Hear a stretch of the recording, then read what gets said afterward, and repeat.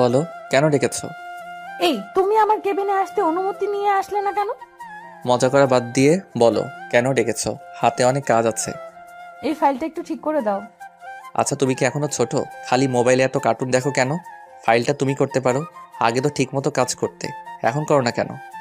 আমার কাজ করতে ভালো লাগে না, শুধু কার্টুন দেখতে ভালো লাগে। আগে করেছি, তখন তো বিয়ে হয়নি। এখন বিয়ে হয়েছে, তাই আমার কাজ সব তুমি করবে। তাহলে অফিসে আসো কেন? বাসায় বসে বসে কার্টুন দেখতে পারো না? আমি বাসায় বসে কার্টুন দেখবো, আর তুমি অফিসে বসে মেয়েদের সাথে আড্ডা দিবে, সেটা কি আমি জানি না? এসব তোমার ভুল ধারণা। আমি কখনো মেয়েদের সাথে আড্ডা দেই না। কাজ করে শেষ করতে পারি না, মেয়েদের সাথে আবার আড্ডা দিব? তোমাদের মতো ছেলেদের আমার ভালো করে চেনা আছে। এখন কথা না বলে আমার ফাইলটা ঠিক করে দাও। ঠিক আছে, দিচ্ছি। একটু রাগ নিয়ে কথাটা বললাম, আর প্রেমা মুচকি মুচকি হাসছে। আমি প্রেমার সামনে বসে ফাইলটা ঠিক করতে লাগলাম। 10 মিনিটের মধ্যে কাজ শেষ হয়ে গেল। এই নাও তোমার ফাইল। আমি আমার কেবিনে যাচ্ছি। যাওয়ার আগে আমাকে একটা কিস করে যাও। প্রেমা, এটা অফিস, তোমাকে বাসায় গেলে কিস করব। আমার হাতে অনেক কাজ জমে আছে।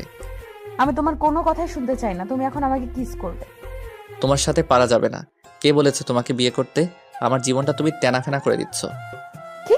আমি তোমার জীবনটা তেনা তেনা করে দিচ্ছি? লাগবে না তোমার কিস, তুমি গিয়ে তোমার কাজ করো। বাব্বা, আমার জানোটা দেখে আবার অভিমান করতে পারে। আমি তোমার কে যে আমি তোমার সাথে অভিমান করব?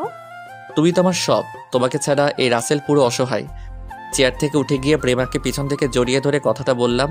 তখন প্রেমা বলল, যদি তাই হতাম তাহলে আমার সব আবদার পূরণ করতে। আমি বুঝেছি তুমি এখন আমাকে আগের মতো ভালোবাসো না। আমি তোমাকে অনেক ভালোবাসি, আর ভালোবাসি বলে তো তোমার সব আবদার পূরণ করি। তাহলে এখন আমাকে কিস করো। দাঁড়াও, দরজাটা বন্ধ করে দিয়ে আসি। বলে কেবিনের দরজা বন্ধ করে প্রেমাকে জড়িয়ে ধরে তার ঠোঁটের সাথে আমার ঠোঁট লাগিয়ে দিলাম। 5 মিনিট কিস করার পর ছেড়ে দিলাম। তখন আমি বললাম, এবার খুশি হয়েছো? খুশি মানে? অনেক খুশি হয়েছি। ঠিক আছে, তুমি বসে বসে কার্টুন দেখো, আমি হাতের কাজগুলো শেষ করে আসি। ঠিক আছে, যাও। আমি আর কোনো কথা না বলে নিজের কেবিনে চলে আসলাম। এতক্ষণে তো বকবক করেই গেছি, এখনও তো আমার পরিচয় দেওয়া হলো না। আমি রাসেল, বর্তমানে শ্বশুরের অফিসে কাজ করি।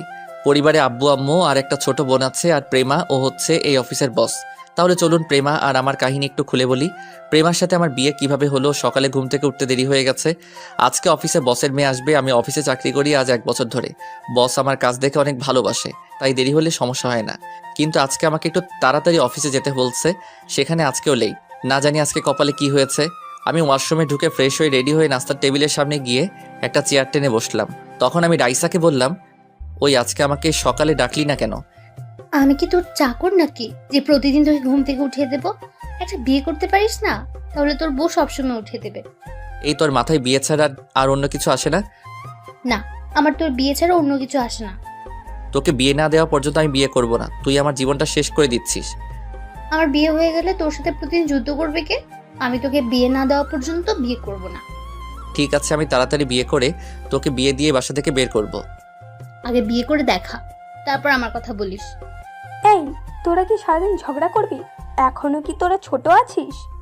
আমার কি দোষ? তোমার মেয়ে তো আমার সাথে সবসময় ঝগড়া করে। কি? আমি তোর সাথে প্রতিদিন ঝগড়া করি নাকি তুই আমার সাথে করিস? এই, তোরা থামবি? আজকে তোর বাবা বাজার থেকে আসুক, তোদের একটা ব্যবস্থা করতে বলবো। আমি তোদের 2 ভাই বোনের জ্বালায় বাঁচি না। তুমি যা খুশি করো, আগে আমাকে নাস্তা দাও। এমনি আজকে অফিসে লেট হয়ে গেছে। তারপর আজকে বসের মেয়ে অফিসে বসবে।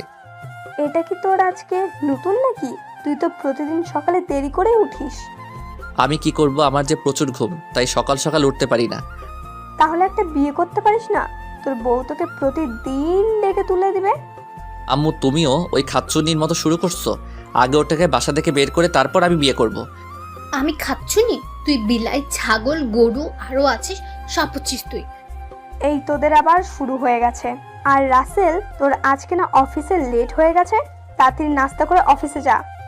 আমি মনে মনে রাইসাকে স্বাধীন করলাম। আপনারা আবার ওকে বলে দিয়েন না, তা না হলে আমার অবস্থা খারাপ করে ছাড়বে। নাস্তা শেষ করে বাসার বাইরে এসে বাইক নিয়ে অফিসে যেতে লাগলাম। ও আপনাদের তো রাইসার ব্যাপারে বললাম না। রাইসা এবার মাস্টার্স শেষ করেছে, তাই বাসায় বসে থাকে। বিয়ের জন্য অনেক জায়গা থেকে আসে, কিন্তু তার এক কথা, আমাকে বিয়ে না দেওয়া পর্যন্ত সে বিয়ে করবে না। তাই ওর বিয়েটা হচ্ছে না। যত জায়গা থেকে বিয়ের জন্য আসে, রাইসা কিছু একটা বাহানা ধরে সব কিছু শেষ করে দেয়। আপনাদের সাথে কথা বলতে বলতে অফিসে চলে আসলাম। গেট দিয়ে ঢুকে বাইকটা পার্কিং করে অফিসের ভিতরে চলে গেলাম। নিজের কেবিনে বসতে না বসতেই পিয়ন শালা এসে বলল, স্যার, ম্যাম আপনাকে ওনার কেবিনে দেখা করতে বলেছে। ঠিক আছে, তুমি যাও, আমি আসছি। পিয়ন আর কোনো কথা না বলে চলে গেল। আমি দোয়া দরুদ পড়তে পড়তে ম্যামের কেবিনের সামনে গিয়ে বললাম, ভিতরে আসতে পারি ম্যাম? আসুন। আমি ভিতরে ঢুকে দেখি ম্যাম অপর দিকে চেয়ার ঘুরিয়ে বসে আছে। তখন আমি বললাম, ম্যাম আপনি আমাকে ডেকেছেন? এখন কয়টা বাজে? ম্যাম 10টা বাজে। আপনার অফিস কয়টায়? জি ম্যাম, সকাল 9টায়। তো অফিসে আসতে এত লেট কেন? প্রায় 1 ঘন্টা লেট। আপনাকে কি চেহারা দেখে বেতন দেওয়া হবে? আসলে ম্যাম ঘুম থেকে উঠতে দেরি হয়ে গেছে। আজকে সকালে আমাকে কেউ ঘুম থেকে ডেকে তুলে নাই, তাই লেট হয়ে গেছে। আপনি যে এরকম লেট করে অফিসে আসেন, আব্বু আপনাকে কিছু বলে না? উনি আমাকে কিছু বলে না, কারণ আমার কাজ শেষ করেই আমি বাসায় যাই। আর উনি আমার কাজ দেখে অনেক খুশি হয় এবং আমাকে অনেক ভালোবাসেন। তখন তো আব্বু অফিসে ছিল, তাই আপনাকে কিছু বলে নাই। এখন থেকে আমি অফিস দেখাশোনা করব। আজকের পর থেকে যদি কোনো দিন আপনার অফিসে আসতে লেট হয়, তাহলে আপনার বেতন থেকে টাকা কেটে নেওয়া হবে। ঠিক আছে ম্যাম, আজকের পর থেকে আর দেরি হবে না। আগামীকাল থেকে ঠিক টাইমে আসবো। ঠিক আছে, আপনি এখন আসতে পারেন। Okay ma'am. আমি আর কোনো কথা না বলে ম্যামের রুম থেকে বেরিয়ে আসলাম। আসার সময় ম্যামের 14 গোষ্ঠী উদ্ধার করলাম। আবার মনে মনে বললাম, ম্যাম তো ঠিকই বলেছে, এভাবে লেট করে অফিসে আসলে কোনো অফিসে আমাকে চাকরি দিবে না। না, কালকে থেকে ঠিক টাইমে আসতে হবে। আর কিছু না ভেবে নিজের কাজগুলো করতে লাগলাম। হঠাৎ রাফি আসলো আমার কেবিনে। রাফি হচ্ছে আমার কলেজ ফ্রেন্ড, দুজনে এই অফিসে চাকরি করি। তখন রাফি বলল, কিরে ম্যামের কেবিনে এতক্ষণ কি করছিস? কি আর করবো, ম্যাম আমাকে কিছুক্ষণ হেদায়েত করলো। ঠিকই করেছে। তুই ঠিক টাইমে অফিসে আসিস না কেন? আগে তো ম্যামের আব্বু ছিল, এখন তার মেয়ে অফিস দেখাশোনা করবে। আগের মতো দেরি করে আসা যাবে না। ঠিক বলছিস। আচ্ছা, তুই কি ম্যামের চেহারা দেখেছিস? দেখছি। কেন বলতো, তুই দেখিসনি? তাহলে কি তোকে জিজ্ঞেস করতাম? শালি চেয়ার ঘুরিয়ে আমাকে বাসন দিছে। তুই জানিস ম্যাম দেখতে অনেক সুন্দর। যদি ওর মতো মেয়ের সাথে প্রেম করতে পারতাম। তাহলে রিয়াকে গিয়ে বলবো, রাফি তোকে এখন আর ভালোবাসে না, এখন অফিসের ম্যামের দিকে নজর দিছে। না ভাই, তোর দোহাই লাগে, এমন কাজ ভুলেও করিস না। রিয়া আমাকে কাঁচা খেয়ে ফেলবে। আমি তোর সাথে মজা করছি। এখন কথা না বলে নিজের কাজ কর গিয়ে। রাফি আর কোনো কথা না বলে তার কেবিনে চলে গেল। আসলে রিয়া হচ্ছে রাফির গার্লফ্রেন্ডের নাম। রাফি আর রিয়া দুজন দুজনকে কলেজ লাইফ থেকে ভালোবাসে। রিয়া রাফিকে সবসময় চোখে চোখে রাখে, তাই রাফি রিয়ার কথা শুনে ভয় পায়। কলেজ লাইফে আমিও অনেক মেয়ের প্রপোজ পেয়েছি, কিন্তু মনের মতো কাউকে পাইনি, তাই কোনো মেয়ের সাথে আজ পর্যন্ত প্রেম করি নাই। কিন্তু কলেজের একটা মেয়ে আমাকে অনেকবার প্রপোজ করছে, কিন্তু আমি রাজি হইনি, কারণ মেয়েটা ছিল বড়লোক বাবার মেয়ে। তার নাম ছিল প্রেমা। তখন আমার বাবা একটা অফিসে চাকরি করত। তার বাবা আমার সাথে কখনো রাজি হবে না বিয়ে দিতে, তাই সবসময় তাকে এড়িয়ে চলছি। তো যাই হোক, আপনাদের সাথে কথা বলতে বলতে দুপুরে লাঞ্চ টাইমে হয়ে গেছে। আমি হাতের কাজ রেখে রাফিকে নিয়ে ক্যান্টিনে চলে গেলাম। দুজনে খাবার খেয়ে কেবিনে চলে আসলাম। তখন পিয়ন আমার কেবিনে আসলো। স্যার, ম্যাম আপনার ওনার কেবিনে যেতে বলেছে। কেন যেতে বলছে আপনি কি জানেন? না স্যার, শুধু বলেছে আপনাকে গিয়ে বলতে। ঠিক আছে, আপনি যান। পিয়ন আমার কেবিন থেকে বেরিয়ে গেল। আমি বসা থেকে উঠে ম্যামের কেবিনের সামনে গিয়ে বললাম, ম্যাম ভিতরে আসতে পারি? আসুন। আমি ভিতরে ঢুকে দেখি ম্যাম আবার চেয়ার ঘুরিয়ে বসে আছে। তখন আমি বললাম, ম্যাম আমাকে আপনি ডেকেছেন? ঠিক আছে। আপনি দুপুরে লাঞ্চ করেছেন? জি ম্যাম। খাবার খেয়ে নিজের কেবিনে বসতে বসতেই পিয়ন এসে বলল, আপনি আমাকে ডেকেছেন? ও ঠিক আছে, আপনি এখন আসতে পারেন। এটা বলার জন্যই ডেকে পাঠিয়েছিলাম। ও আচ্ছা, তাহলে আমি আসি। হুম। আমি আর কোনো কথা না বলে ম্যামের কেবিন থেকে বেরিয়ে নিজের কেবিনে চলে আসলাম। শালি আমাকে এই কথা বলার জন্য ডেকে পাঠিয়েছে, আমার খাবারগুলো হজম হতে দিল না। আচ্ছা, আমি একটা জিনিস ভেবে পাচ্ছি না, ম্যাম আমাকে ওনার চেহারা দেখায় না কেন? ম্যাম কি লজ্জা পায়? না না, আমি কি ভাবছি? রাফি তো বলল ম্যামের চেহারা দেখছে, তাহলে আমাকে দেখাচ্ছে না কেন? দূর, না দেখালে নাই, আমি আমার কাজ করতে থাকি। কিন্তু ম্যামের গলার কণ্ঠ আমার কেমন জানি চেনা চেনা লাগছে। আর কিছু ভাবতে পারছি না, নিজের কাজে মন দেই। তারপর নিজের কাজে মন দিলাম। বিকেলে অফিস ছুটি হওয়ার পর বাহিরে চলে আসলাম। রাফিকে বিদায় দিয়ে বাইক নিয়ে সোজা বাসায় যেতে লাগলাম। হঠাৎ রাস্তায় এক বন্ধুর সাথে দেখা হয়, তার সাথে কিছুক্ষণ কথা বলে বাসায় চলে আসি। কলিং বেল চাপ দেওয়ার পর রাইসা এসে দরজা খুলে দিল। কিরে, তোর অফিস থেকে আসতে এত দেরি হলো কেন? আর বলিস না, আসার সময় রাস্তার পাশে দেখি হালিম বিক্রি করে, দেখে লোভ সামলাতে পারলাম না, তাই বসে 2 বাটি খেয়ে আসলাম। তুই একা একা খেলি, আমার জন্য আনলি না? আমাকে পাগলা কুকুরে কামড় দিচ্ছে, তোর জন্য হালিম আনতে যাব? তুই আম্মুর কাছে প্রতিদিন আমাকে বকা শোনাস। আরে এটা শয়তানি করে, কি বুঝিস না? আমি চলে গেলে তোর সাথে কেউ দুষ্টুমি করবে না। কথাটা রাইসা মন খারাপ করে বলছে।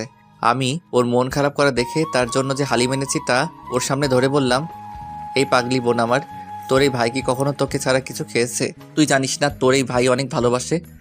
রাইসা আমার কথা শুনে জড়িয়ে ধরে কান্না করে দিল। তখন রাইসা বলল, ভাইয়া তুই আমাকে এত ভালোবাসিস? রে পাগলি, তোর সাথে তো আমি ইচ্ছে করে দুষ্টামি করি। ঠিক আছে, এখন ভেতরে আয়। আর কোনো কথা না বলে ভিতরে ঢুকে নিজের রুমে চলে গেলাম। ওয়াশরুমে ঢুকে ফ্রেশ হয়ে বিছানায় শুয়ে মোবাইল টিপতে লাগলাম। আসলে বন্ধুর সাথে কথা বলে আসার সময় হালিম দেখে লোভ সামলাতে পারি নাই, তাই আমি 2 বাটি খেয়ে রাইসার জন্য 2 বাটি নিয়ে আসলাম। আব্বু আম্মু আবার হালিম খায় না, আমার আর রাইসার হালিম অনেক পছন্দ।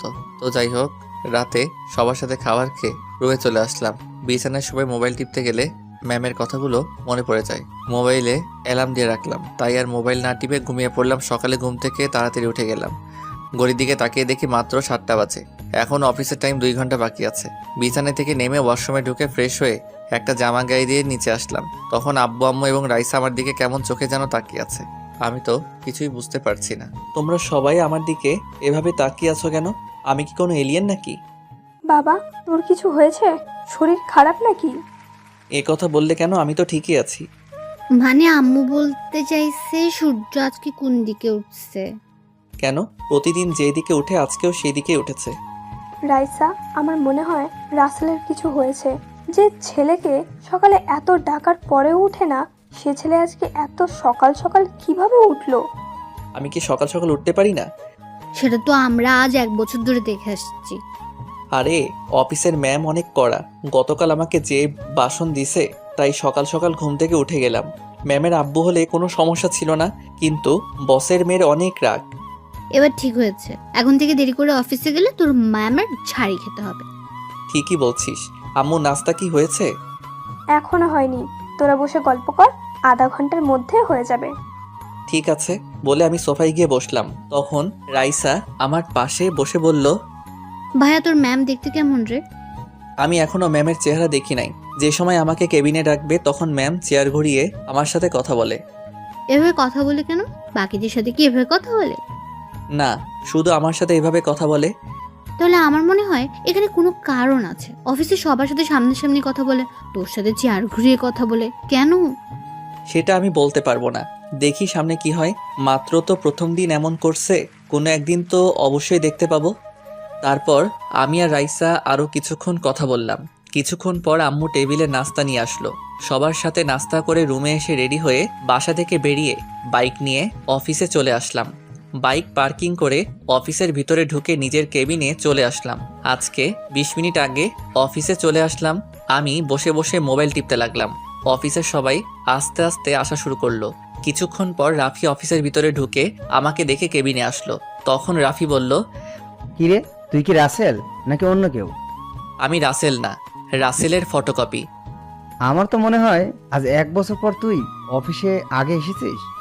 কি করব বলো, শালার ঘুমের কারণে ঠিক টাইমে আসতে পারি না।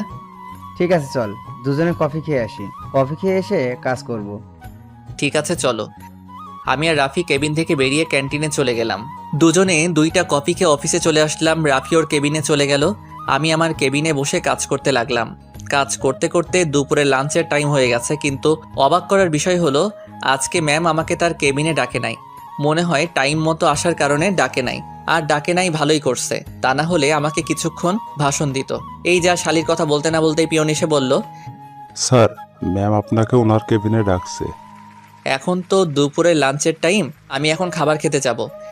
আমাকে বলে লাভ নেই, ম্যামের কাছে গিয়ে বলেন আপনাকে তাড়াতাড়ি যেতে বলেছে। এই কথা বলে পিয়ন কেবিন থেকে বেরিয়ে গেল। এখন লাঞ্চের টাইমে কেন ডাকলো?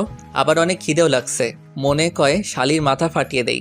আমি কেবিন থেকে বেরিয়ে ম্যামের কেবিনের সামনে গিয়ে বললাম, ম্যাম ভিতরে আসতে পারি? আসুন। আমি ভিতরে গিয়ে দেখি ম্যাম আগের মতো চেয়ার ঘুরিয়ে বসে আছে। ম্যাম আমাকে কেন ডেকেছেন? এখন তো দুপুরে লাঞ্চ টাইম। আপনি আজকে আমার সাথে লাঞ্চ করবেন, তাই কেবিনে আসতে বললাম। আপনি আমার সাথে কিভাবে খাবার খাবেন? আপনি তো আপনার চেহারা এখনো পর্যন্ত আমাকে দেখান নাই। আমার চেহারা দেখলে আপনি চেয়ার থেকে উঠে যাবেন, কারণ আপনি আমাকে ভালো করে চেনেন। আমি আপনাকে চিনি মানে? কে আপনি? মনে করে দেখেন তো, কলেজে আপনাকে প্রতিদিন একটা মেয়ে প্রপোজ করতো, কিন্তু আপনি রাজি হতেন না। আপনি প্রেমার কথা বলছেন, কিন্তু আপনি ওকে চিনেন কিভাবে? আপনি সেটা পরে জানতে পারবেন। এখন বলেন, প্রেমার প্রপোজে রাজি হতেন না কেন? সে কি দেখতে খারাপ? আসলে ম্যাম, প্রেমা মেয়েটাকে আমারও অনেক পছন্দ, কিন্তু সে ছিল বড়লোক বাবার একমাত্র মেয়ে। আমার বাবা ছিল সাধারণ একটা অফিসের কর্মচারী। প্রেমার বাবা কখনো আমাদের সম্পর্ক মেনে নিবে না, তাই প্রেমা যতবার প্রপোজ করত আমি তাকে ফিরিয়ে দিতাম। তোমার বাবা অফিসে কর্মচারী তো কি হয়েছে? উনি কি মানুষ না? টাকা পয়সা দিয়ে কখনো ভালোবাসা হয় না, দুজনের দুই মনের মিল থাকলে ভালোবাসা হয়। সেটা ঠিক আছে, কিন্তু প্রেমার বাবা কখনো মানবে না। সত্যি করে বলুন তো, আপনি কি এখনো প্রেমাকে ভালোবাসেন? যদি সে আপনার কাছে ফিরে আসে তখন তাকে আপন করে নেবেন? সে যদি আপনাকে বিয়ে করতে চায়, আপনি তাকে বিয়ে করবেন? আমি এখনো তাকে ভালোবাসি, কিন্তু সে এখন কোথায় থেকে ফিরে আসবে? তাকে তো পড়ালেখা ছাড়ার পর আর দেখতেই পাইনি। সে আপনার আশেপাশেই আছে, আপনি বলুন তাকে আপন করবেন। বিয়ে করতে রাজি আছি, যদি তার বাবা মা এবং আমার বাবা মা রাজি থাকে। প্রেমার বাবা মা সবাই রাজি আছে, এখন আপনি রাজি কিনা সেটা বলুন। আপনি জানলেন কিভাবে যে প্রেমা রাজি আছে? আপনি কে? হঠাৎ ম্যাম চেয়ার ঘুরিয়ে আমার দিকে তাকিয়ে মুচকি মুচকি হাসছে। আমি তো ম্যামকে দেখে অবাক হয়ে গেলাম, এ আর কেউ নয়, প্রেমা। তখন প্রেমা আমাকে বলল, কি ব্যাপার, শখ খেলে নাকি মিস্টার রাসেল? প্রেমা তুমি এখানে, তার মানে এটা তোমাদের অফিস? এটা আমাদের অফিস। 4 দিন আগে অফিসে আব্বুর কাছে আসলাম, তখন হঠাৎ তোমাকে অফিসে দেখি। তারপর আব্বুকে বুঝিয়ে আমি অফিসে জয়েন করি। আব্বু আমাকে আগে থেকে বলেছে অফিসের দায়িত্ব হাতে নেওয়ার জন্য, কিন্তু আমার অফিসের কাজ করতে ভালো লাগে না। তোমাকে দেখি অফিসের বসের দায়িত্ব পালন করতে এসেছি। এই জন্যই তো বলি, তুমি আমাকে চেহারা দেখাও না কেন? তোমার গলার কণ্ঠ কেমন যেন চেনা চেনা লাগছে। আচ্ছা, তুমি পড়াশোনা শেষ করার পর কোথায় ছিলে? আসলে পড়ালেখা শেষ করার কিছুদিন পর আমার ব্লাড ক্যান্সার ধরা পড়ে। প্রায় 6 মাস বাংলাদেশে অনেক ডাক্তার দেখেছি, কিন্তু কোনো উন্নতি দেখছি না। তারপর আব্বু আমাকে আমেরিকা মামাদের কাছে নিয়ে যায়। সেখানে একটা হসপিটালে আমার অপারেশন হয়। আল্লাহ দিলে 6 মাসে আমি পুরোপুরি সুস্থ হয়ে যাই। সুস্থ হয়ে বাংলাদেশে ফিরে আসি। ও, রাসেল, তুমি আমাকে একটু ভালোবাসা দিবে? আমি সারা জীবন তোমায় আগলে রাখবো, কখনো কষ্ট পেতে দিব না। আমি চেয়ার থেকে উঠে প্রেমাকে পিছন থেকে জড়িয়ে ধরে বললাম, আমিও তোমাকে ভালোবাসি। একমাত্র তোমার কারণে সব মেয়েদের রিজেক্ট করে দিছি। আমি তোমাকে প্রথম দিন কলেজে দেখে পছন্দ করে ফেলি, কিন্তু যখন শুনলাম তুমি বড়লোক বাবার একমাত্র মেয়ে, তখন পিছিয়ে গেলাম। তুমি জানো আমি আব্বুর কাছে তোমার ব্যাপারে সবকিছু খুলে বসছি। আব্বু তোমার কথায় অনেক খুশি। আব্বু তোমার মতো একটা ছেলে খুঁজছে আমার জন্য। তাহলে তো আর কোনো সমস্যা নেই, কিছুদিন পরে তোমাকে বিয়ে করে বাসায় নিয়ে যাব। ঠিক আছে, লাঞ্চ টাইম তো শেষ হয়ে গেছে, তুমি ফ্রেশ হয়ে আসো। আজকে তোমার জন্য নিজ হাতে বিরিয়ানি বানিয়ে নিয়ে আসলাম। ওকে, আমি ফ্রেশ হয়ে আসছি বলে ওয়াশরুমে ঢুকে ফ্রেশ হয়ে আসলাম। প্রেমা আমার সামনে একটা টিফিন বক্স দিল, আমি খুলে দেখি বিরিয়ানি। আমি খেতে শুরু করলাম। হঠাৎ মনে হলো প্রেমা তো এখনো খাবার খায়নি। আসলে পেটের খিদায় প্রেমার কথা ভুলে গেছি। প্রেমার দিকে তাকিয়ে দেখে আমার দিকে তাকিয়ে আছে। আমি কোনো কথা না বলে প্রেমার মুখের সামনে খাবার ধরলাম। প্রেমা কোনো কথা না বলে খেতে লাগলো। ও, তার মানে আমার হাতে খাওয়ার জন্য এতক্ষণ মহারানী বসেছিল। প্রেমাকে আমি খাইয়ে দিতে লাগলাম। প্রেমা আমার দিকে তাকিয়ে আছে। এভাবে আমার দিকে তাকিয়ে আছো কেন? তুমি কি আমার সেই রাসেল যাকে 1000বার প্রপোজ করার পরেও রাজি হলো না?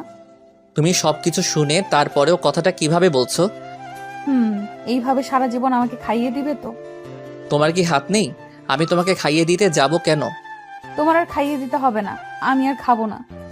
ও মা, মহারানী দেখে আবার রাগ করতে জানে। তুমি চাইলে আমি সবসময় তোমাকে খাইয়ে দিব। এই না হলে আমার জামাই। হয়েছে হয়েছে, এখন তাড়াতাড়ি খাও, হাতের কিছু কাজ বাকি আছে। আজকে তোমাকে আর কাজ করতে হবে না, দুজন মিলে বাইরে ঘুরতে যাব। ঠিক আছে। তারপর দুজনে খাবার খেলাম। প্রেমা আমার থেকে টিফিন বক্সটা নিয়ে ওয়াশরুমে চলে গেল। কিছুক্ষণ পর বেরিয়ে আসলো, হাতে করে 1 গ্লাস পানি নিয়ে আসলো। আমার হাতটা ধুয়ে দিল, তারপর প্রেমার ওড়না দিয়ে মুখ মুছে দিল। তারপর কিছুক্ষণ রেস্ট নিয়ে প্রেমা আর আমি অফিস থেকে বেরিয়ে বাইক নিয়ে ঘুরতে গেলাম। প্রেমা আমাকে পিছন থেকে জড়িয়ে ধরে আছে। রাত 9টার সময় বাসায় ফিরে আসলাম। প্রেমাকে তাদের বাসার সামনে নামিয়ে দিয়ে আমার বাসায় চলে আসলাম। দেখতে দেখতে আমাদের বিয়েটা হয়ে গেল। 2 ফ্যামিলি মিলে আমাদের বিয়ের দিন তারিখ ঠিক করলো। তারপর বিয়েটা হয়ে গেল। বিয়ের 1 মাস পর থেকে প্রেমা অফিসে বসে, এতে আব্বু আম্মু কিছু বলে না। তারা চায় আমি আর প্রেমা মিলে অফিসটা চালাই। এরপর থেকে প্রেমা অফিসে বসের দায়িত্ব পালন করে, কিন্তু তার সব কাজ আমার হাতে করাই। প্রেমা সারাদিন অফিসে বসে ছোট বাচ্চাদের মতো কার্টুন দেখে। এই ছিল অতীতের কাহিনী। এবার বর্তমানে আসা যাক। প্রেমার কেবিন থেকে বেরিয়ে আসতেই কারোর সাথে ধাক্কা খেলাম, কিন্তু আমি পড়ি নাই। যে আমার সাথে ধাক্কা খেয়েছে সে পড়ে গেছে। নিচের দিকে তাকিয়ে দেখি একটা মেয়ে, কিন্তু তাকে কখনো এই অফিসে দেখি নাই। তখন মেয়েটি উঠে এসে আমাকে একটা থাপ্পড় মেরে দিল। তারপর বলতে লাগলো, কুত্তার বাচ্চা, দেখে চলতে পারিস না? দেখে তো মনে হচ্ছে এই অফিসে কাজ করিস। আমি ইচ্ছে করে আপনাকে ধাক্কা দেই নাই। আর একটা কথা, আমার মা বাবাকে গালি দিয়ে কথা বলবেন না। যদি গালি দেয় তাহলে তুই কি করবি? তুই জানিস আমি চাইলে প্রেমাকে বলে তোকে এই অফিস থেকে বের করে দিতে পারি। আপনি বলে দেখতে পারেন, কোনো লাভ হবে না। আর একটা কথা, আপনি শুধু মেয়ে মানুষ দেখে আজকে বেঁচে গেছেন, তা না হলে আমার থাপ্পড়ের প্রতিশোধ আমি নিয়ে ছাড়তাম। তুই বেশি বেড়ে গেছিস, দাঁড়া তোর চাকরি এক্ষুনি আমি খেয়ে দিচ্ছি। বলে মেয়েটার প্রেমার কেবিনে চলে গেল। আমি দাঁড়িয়ে না থেকে নিজের কেবিনে চলে আসলাম। একটা ফাইলের কাজ করতে আসছি, হঠাৎ প্রেমা ফোন দিয়ে বলল তার কেবিনে একটু যেতে। আমি কেবিন থেকে বেরিয়ে সোজা প্রেমার কেবিনে ঢুকে গেলাম। ওই মেয়েটা আমাকে দেখে বলল, দেখছিস প্রেমা কি অসভ্য ছেলে, তোর কেবিনে ঢুকতে অনুমতি নিয়ে আসলো না। আমি তোর কেবিনে আসার সময় এই ছেলেটা আমাকে ধাক্কা দিয়ে ফেলে দিচ্ছে। প্রেমা, আমি ইচ্ছে করে ওকে ধাক্কা দিয়ে ফেলে দেই নাই। তোমার কেবিন থেকে বেরিয়ে যেতেই ওনার সাথে ধাক্কা লাগে, তারপর উনি পড়ে যায়। তারপর আমার মা বাবাকে গালি দিছে এবং আমার গালে একটা থাপ্পড় মারছে। প্রেমা চেয়ার থেকে উঠে ওই মেয়েটা দুই গালে দুইটা থাপ্পড় মেরে দিল। ওই মেয়েটা গালে হাত দিয়ে বলল, প্রেমা, তুই আমার বান্ধবী হয়ে ওই ছেলের কথায় আমার গায়ে হাত তুললি? তো সাহস কি করে হলো ওর গায়ে হাত তোলার, আবার ওর আব্বু আমাকে গালি দেওয়ার? তুই জানিস ও কে? কেউ যার জন্য আমার গায়ে হাত তুললি? ও আমার স্বামী, আর তুই ওর গায়ে হাত তুলছিস? আমার শ্বশুর শাশুড়িকে গালি দিছিস? আমি রাসেলের সম্বন্ধে ভালো করে জানি, ও কোনো মেয়েকে ধাক্কা তো দূরের কথা, কোনো মেয়ের হাতও তুলবে না। তুই শুধু আমার বান্ধবী দেখে আর কিছু করলাম না, তা না হলে উচিত শিক্ষা দিয়ে ছাড়তাম। সরি প্রেমা, আমি বুঝতে পারি নাই ও যে তোর স্বামী। আমি যদি তোর স্বামীকে আগেই দেখতাম তাহলে এমনটা হতো না। তুই আমাকে মাফ করে দে। আমার কাছে মাফ না চেয়ে রাসেলের কাছে ক্ষমা চা। ও যদি তোকে ক্ষমা করে তাহলে আমিও তোকে মাফ করে দিব। আপনি আমাকে ক্ষমা করে দেন, আমি আপনাকে চিনতে পারি নাই। আমি তোমাকে ক্ষমা করে দিছি। ভবিষ্যতে এমন কাজ আর কারোর সাথে করবেন না, তা না হলে তোমাকে পস্তাতে হবে, কথা মনে রাখিস। এই বলে আমি নিজের কেবিনে চলে আসলাম। তারপর বিকালে অফিস ছুটির পর গাড়ি নিয়ে প্রেমার জন্য অপেক্ষা করতে লাগলাম। কিছুক্ষণ পর প্রেমা অফিস থেকে বেরিয়ে আসলো। প্রেমা এসে আমার সাথে সামনের সিটে বসলো। তখন প্রেমা বলল, কি ব্যাপার, তুমি আমাকে নিয়ে আসলে না কেন? আমি মনে করছি ওই মেয়েটা তোমার কেবিনে, তাই আর যাইনি। আচ্ছা, মেয়েটাকে? ও হচ্ছে নদী, আমার সাথে হাই স্কুল লাইফ পর্যন্ত পড়েছে। আমরা দুজন বান্ধবী। এসএসসি পাশ করার পর তার আব্বু ওকে বাইরের রাষ্ট্রে পাঠিয়ে দেয়। তারপর পড়ালেখা শেষ করে দেশে এসে তাদের নিজের অফিস দেখাশোনা করে। ও, তাহলে ও আমাকে দেখে নাই? তোমার সাথে যোগাযোগ ছিল না? যোগাযোগ থাকলে কি আজকের এই ঘটনা ঘটতো? তাও ঠিক বলছো। তারপর আমি আর প্রেমা কথা বলতে বলতে বাসায় চলে আসলাম। আপনাদের একটা কথা বলে রাখি, প্রেমা বাসায় আসলে আব্বু আম্মুর সেবা যত্ন করা শুরু করে। বাসায় প্রেমা আমার সাথে তেমন শয়তানি করে না, অফিসে আমার অবস্থা খারাপ করে ফেলে। তার এসব পাগলামি আমার অনেক ভালো লাগে। বাসায় এসে কলিং বেল চাপ দিলাম। কিছুক্ষণ পর আম্মু এসে দরজা খুলে দিল। আমাদের দেখে আম্মু বলল, কি রে, তোরা এসেছিস? আম্মু, আম্মু তুমি দুপুরের ওষুধ ঠিক মতো খেয়েছো? খেয়েছি, আর আল্লাহ দিলে আমি এখন ভালো আছি। আমাকে তোর চিন্তা করতে হবে না। ঠিক আছে, এখন বলো আব্বু কোথায়? তোর আব্বু রুমে বসে কফি খাচ্ছে আর পেপার পড়ছে। ঠিক আছে রাসেল, তুমি রুমে যাও, আমি আব্বুকে দেখে আসছি। ঠিক আছে যাও। আমি আর কোনো কথা না বলে রুমে চলে আসলাম। প্রেমা আব্বুর রুমে চলে গেল। এবার দেখছেন প্রেমা বাসায় আসলে কি করে? আমি ওয়াশরুমে ঢুকে ফ্রেশ হয়ে বিছানায় শুয়ে মোবাইল টিপতে লাগলাম। রাতে সবার সাথে খাবার খেয়ে আমি রুমে চলে আসলাম। প্রেমা আব্বু আম্মুকে ওষুধ খাইয়ে দিয়ে আসবে, আর রাইসা তার এক বান্ধবী বিয়েতে গেছে, তাই ওর কথা বললাম না। কিছুক্ষণ পর প্রেমা রুমে ঢুকে দরজা লাগিয়ে বিছানায় এসে আমাকে জড়িয়ে ধরলো। এই আমি মা হতে চাই। আব্বু আম্মুর অনেক শখ দাদা দাদির রাগ শোনার। আগে রাইসার বিয়েটা হয়ে যাক, তারপর সব হবে। আমি তোমার কোনো কথা শুনতে চাই না, আমি বলছি মা হব। এখন তুমি ছেলে মেয়ে লালন পালন করতে পারবে? আমি পারবো, তুমি আমাকে একটা তোমার মতো ছেলে দাও। ঠিক আছে, কিছুদিন অপেক্ষা করো, তারপর তোমার সব আবদার পূরণ করব। ওকে, এখন আমাকে একটা কিস করো। ঠিক আছে, করছি। আমি প্রেমাকে জড়িয়ে ধরে তার ঠোঁটের সাথে ঠোঁট লাগিয়ে দিলাম। প্রায় 5 মিনিট পর ছেড়ে দিয়ে দুজন দুজনকে জড়িয়ে ধরে শুয়ে পড়লাম। আজ 5 দিন পর আমি রাতের খাবার খেয়ে রুমে শুয়ে মোবাইল টিপতে আসি। হঠাৎ রাইসা আমার রুমে আসলো। তখন আমি রাইসাকে দেখে বললাম, কিরে রাইসা, তুই আমার রুমে কিছু বলবি? রাইসা আমার পাশে বসে বলল, আসলে ভাইয়া, কলেজ লাইফ থেকে একটা ছেলের নাম রনি আমাকে ভালোবাসে, কিন্তু আমি তাকে ফিরিয়ে দিই। আমি তাকে বলছি আমি তাকে ভালোবাসতে পারবো না, কিন্তু সে আমাকে প্রতিদিন ভালোবাসার কথা বলে। আমার বান্ধবীর বিয়েতে রনি এসে আমাকে ভালোবাসার কথা বলেছে। ছেলেটা কেমন, ভালো নাকি খারাপ? ভাইয়া, ছেলেটা অনেক ভালো, আমার সাথে কখনো খারাপ কিছু করে নাই, শুধু ভালোবাসার কথা বলে। তোর কি রনিকে পছন্দ হয়? ছেলেটাকে পছন্দ হয়, কিন্তু আমি ভালোবাসা বিশ্বাস করি না। আমি ওকে বলেছি আমার বাসায় বিয়ের প্রস্তাব নিয়ে আসতে। তখন সে কি বলেছে? রনি বলেছে তার আব্বু আম্মুকে রাজি করিয়ে কালকে আমাদের বাসায় আসবে। রনি বর্তমানে কি করে? রনি এখন তাদের অফিস দেখাশোনা করে।